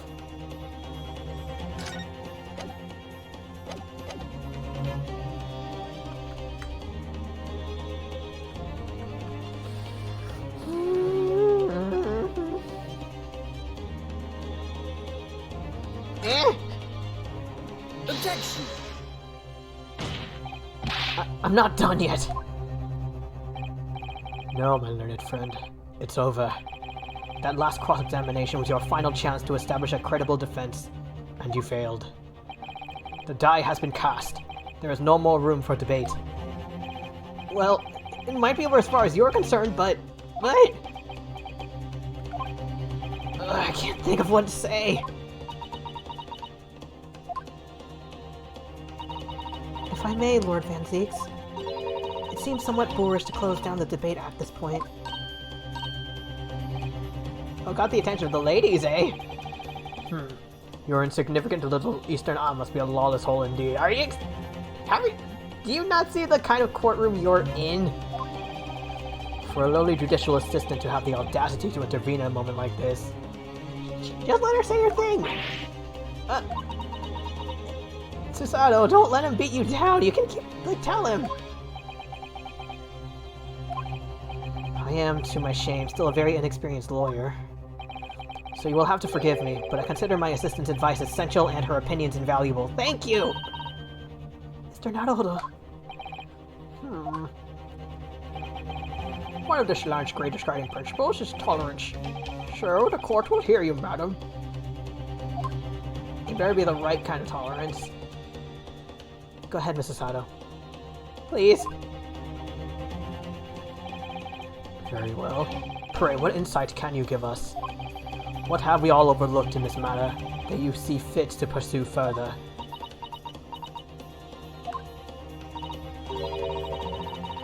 does her hair work? Like, sorry, I'm just noticing, like the front part of her bangs are combed back, but maybe 2 strands in the front are pulled back?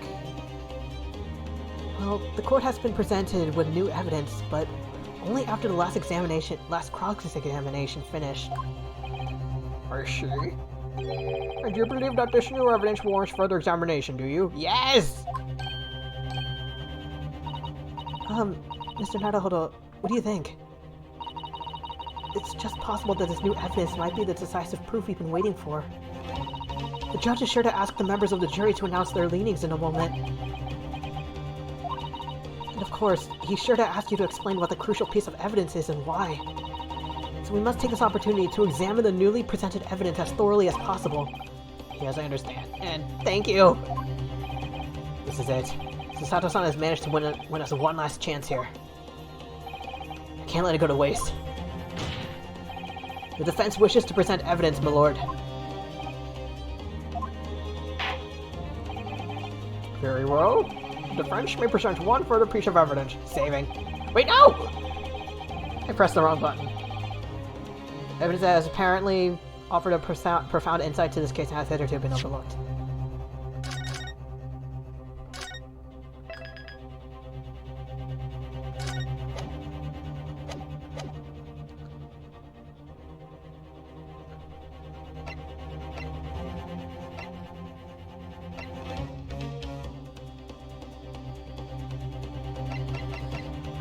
I'm pretty sure it's the book, but...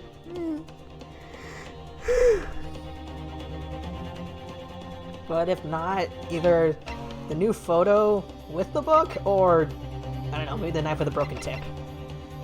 Take that!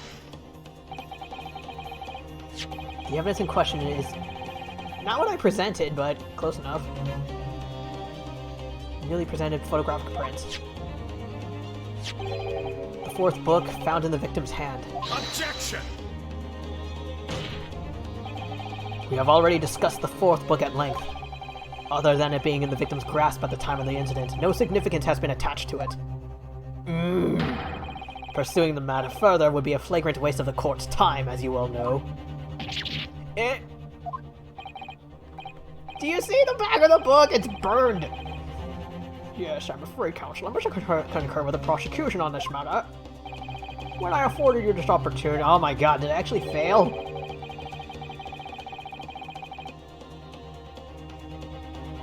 The side of it is burnt!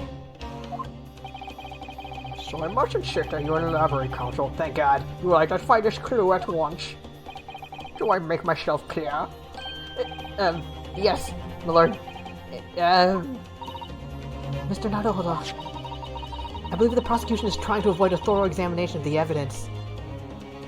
So you're saying Eastern Isles is a lawless hole, hey, Von Zeeks? Who's hiding evidence? You're the one hiding evidence. What do you have to say to that?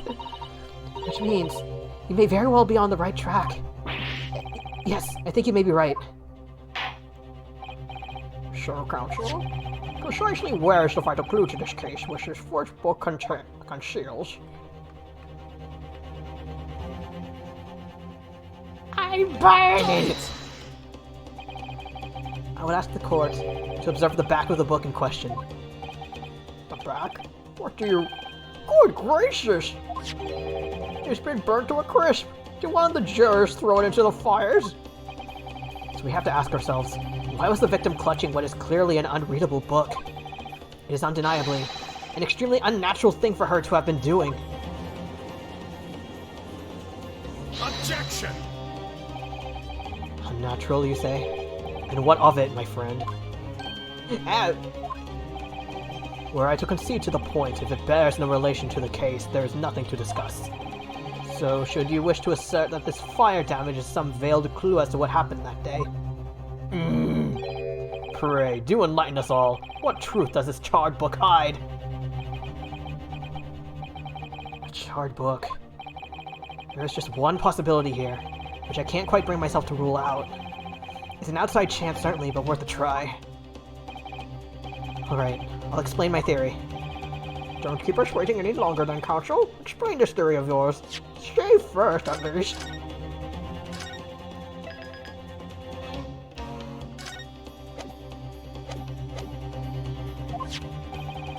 I'm suggesting they can ascertain from the fire damage this sorry Tom has suffered. Shop that sold it, its owner, its content.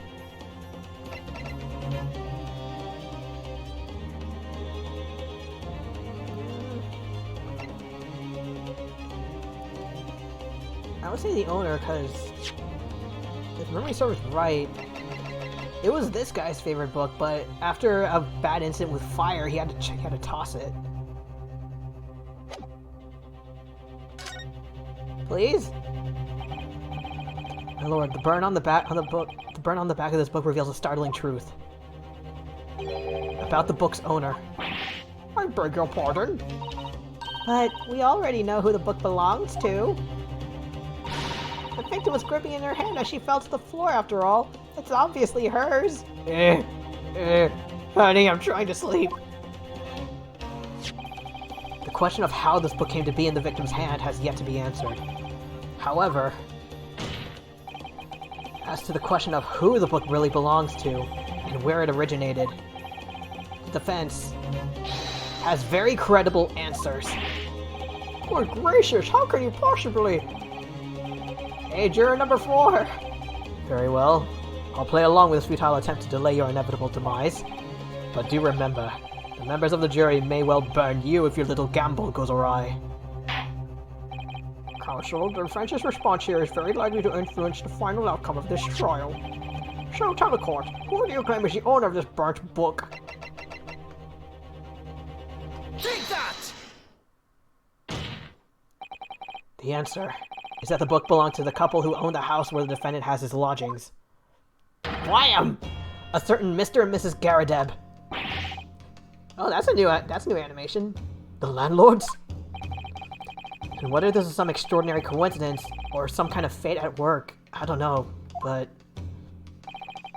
of all the people in London, one of the 6 chosen for jury duty in this courtroom is none other than Mrs. Garadeb herself.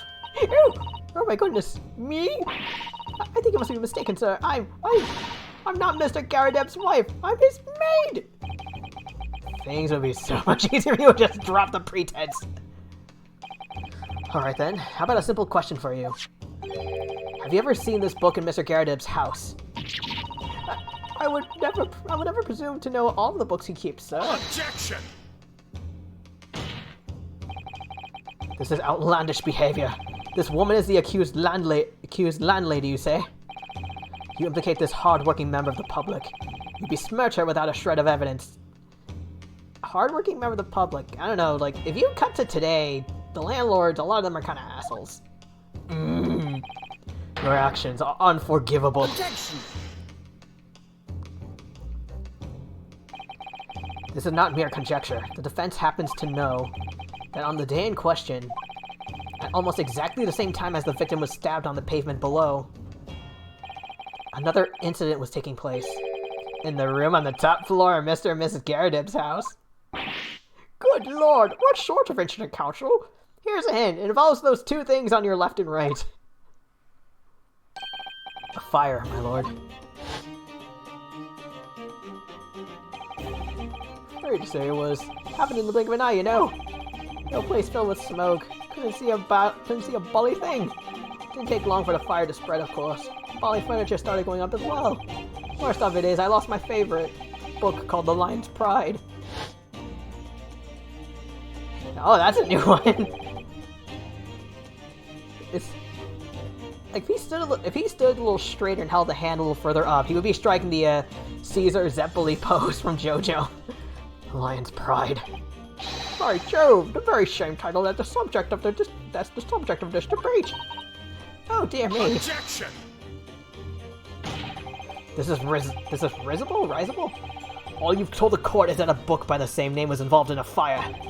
In which case, it would be reasonable to assume that it was burnt to ashes. And entirely unreasonable to infer that it magically removed itself to the scene of the crime. Perhaps it would make more sense if I told you that the cause of the fire was marital discord. Without going into details, it appears that Mrs. Garadeb was considerably enraged. Apparently, she continued to attack Mr. Garadeb even amidst the flames. She's a firebender. Oh, how awful! I can't even imagine being so horrid to the one you love. Can you, Rolly? Absolutely not, sir. My Patricia would never raise a finger against me, sir. She can keep tugging on me with a scarf, though.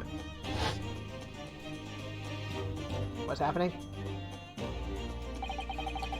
I know my favorite old novels in that case. But as soon as the fire got hold of them, that was it. Whoosh, up in smoke. Then the wife started hurling things at me. There was I, back up against the window, under heavy enemy fire. Incendiary books incoming 10 to the dozen. Wait. Wasn't there something about the... Did they say they opened a window? I can't remember, like... What...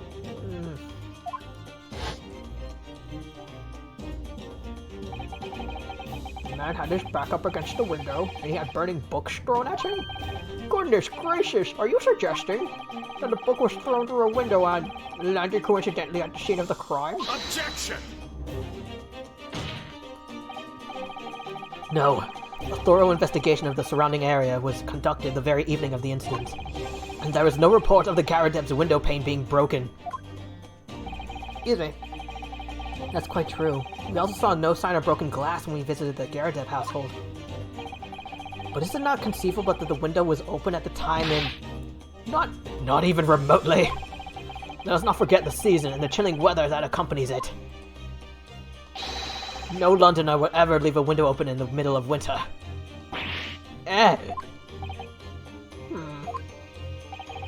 the defense postulate this scenario in all seriousness, counsel? Do you honestly claim that this book found at the scene was a flaming projectile thrown by Mr. Garadeb's wife? I believe it's a possibility, my lord. Huh?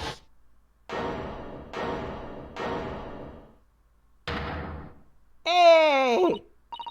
Well, I hope that everyone can see you for what you are now, you little foreign trickster. You call yourself a lawyer, but you're just a coward! A mean coward! What am I being a coward for? Really? Claiming that our little trick set the whole neighborhood alight, honestly! Implying that I'm merely posing as a maid for appearance's sake, how could— It's true, though. It's nothing to do with this beastly case, not any of it! All you've done is sully our family's name! You have kids? I assure you, that was never my intention. Dragging upstanding citizens' name through the mud simply to divert attention from your failing defense. Oh! She nearly hit the guy. I should unbox your ears. That's what I should do. It's utterly unforgivable. I want Mr. Garadeb to show him and say, Man, like, honey, let's drop it. I can't do this anymore. Too right. here we go. How long have we sat here now, listening to this, nickels and dimes, spouting out his fancy foreign theories. But, think about it. At the end of the day, the only person who could have possibly stabbed the victim is that little hunchback with a mustache, and he ran away from the same toe. I do declare, you're right. It's true. Yes, what did I tell you? Mike signs to buy. Wait, sorry, what's that? Well, it would appear that the ladies and gentlemen of the jury are once again in full agreement, God damn it. What is your position, Lord Fanshakes? I'm thirsty. In truth, my lord, I feel these have been unnecessarily protracted proceedings. But then, one must always exercise patience in order to savor the best vintage. No, wait! The mystery of the fourth book still hasn't been... Leg! Okay, Van Zeeks, your kicks, not your boots, but your kicks would be a lot more impressive if you could do like a high kick, like this vertical splits, and then bam! If books are your predilection, my learned friend, study them on your own time. In the meantime, smell my feet. Help, my leg is stuck. My leg is cramping. What? No, forgive the discourtesy this time. In that case, ladies and gentlemen of the jury, you will now state your individual decisions regarding the defendant's culpability for the court to hear. Guilty! No! Guilty. God damn it! Guilty. Guilty. Guilty. Guilty. Is this supposed to happen, or did I just had to restart? And did the scales just reset?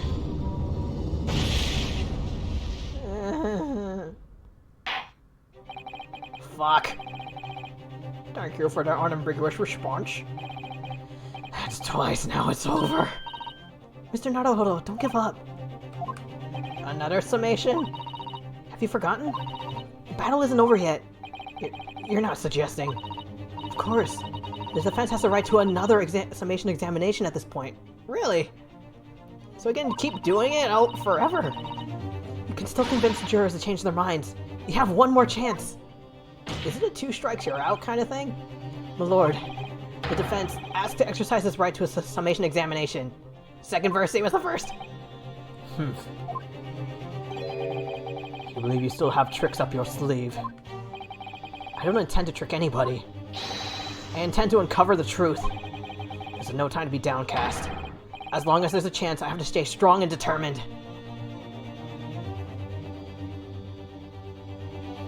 To be continued!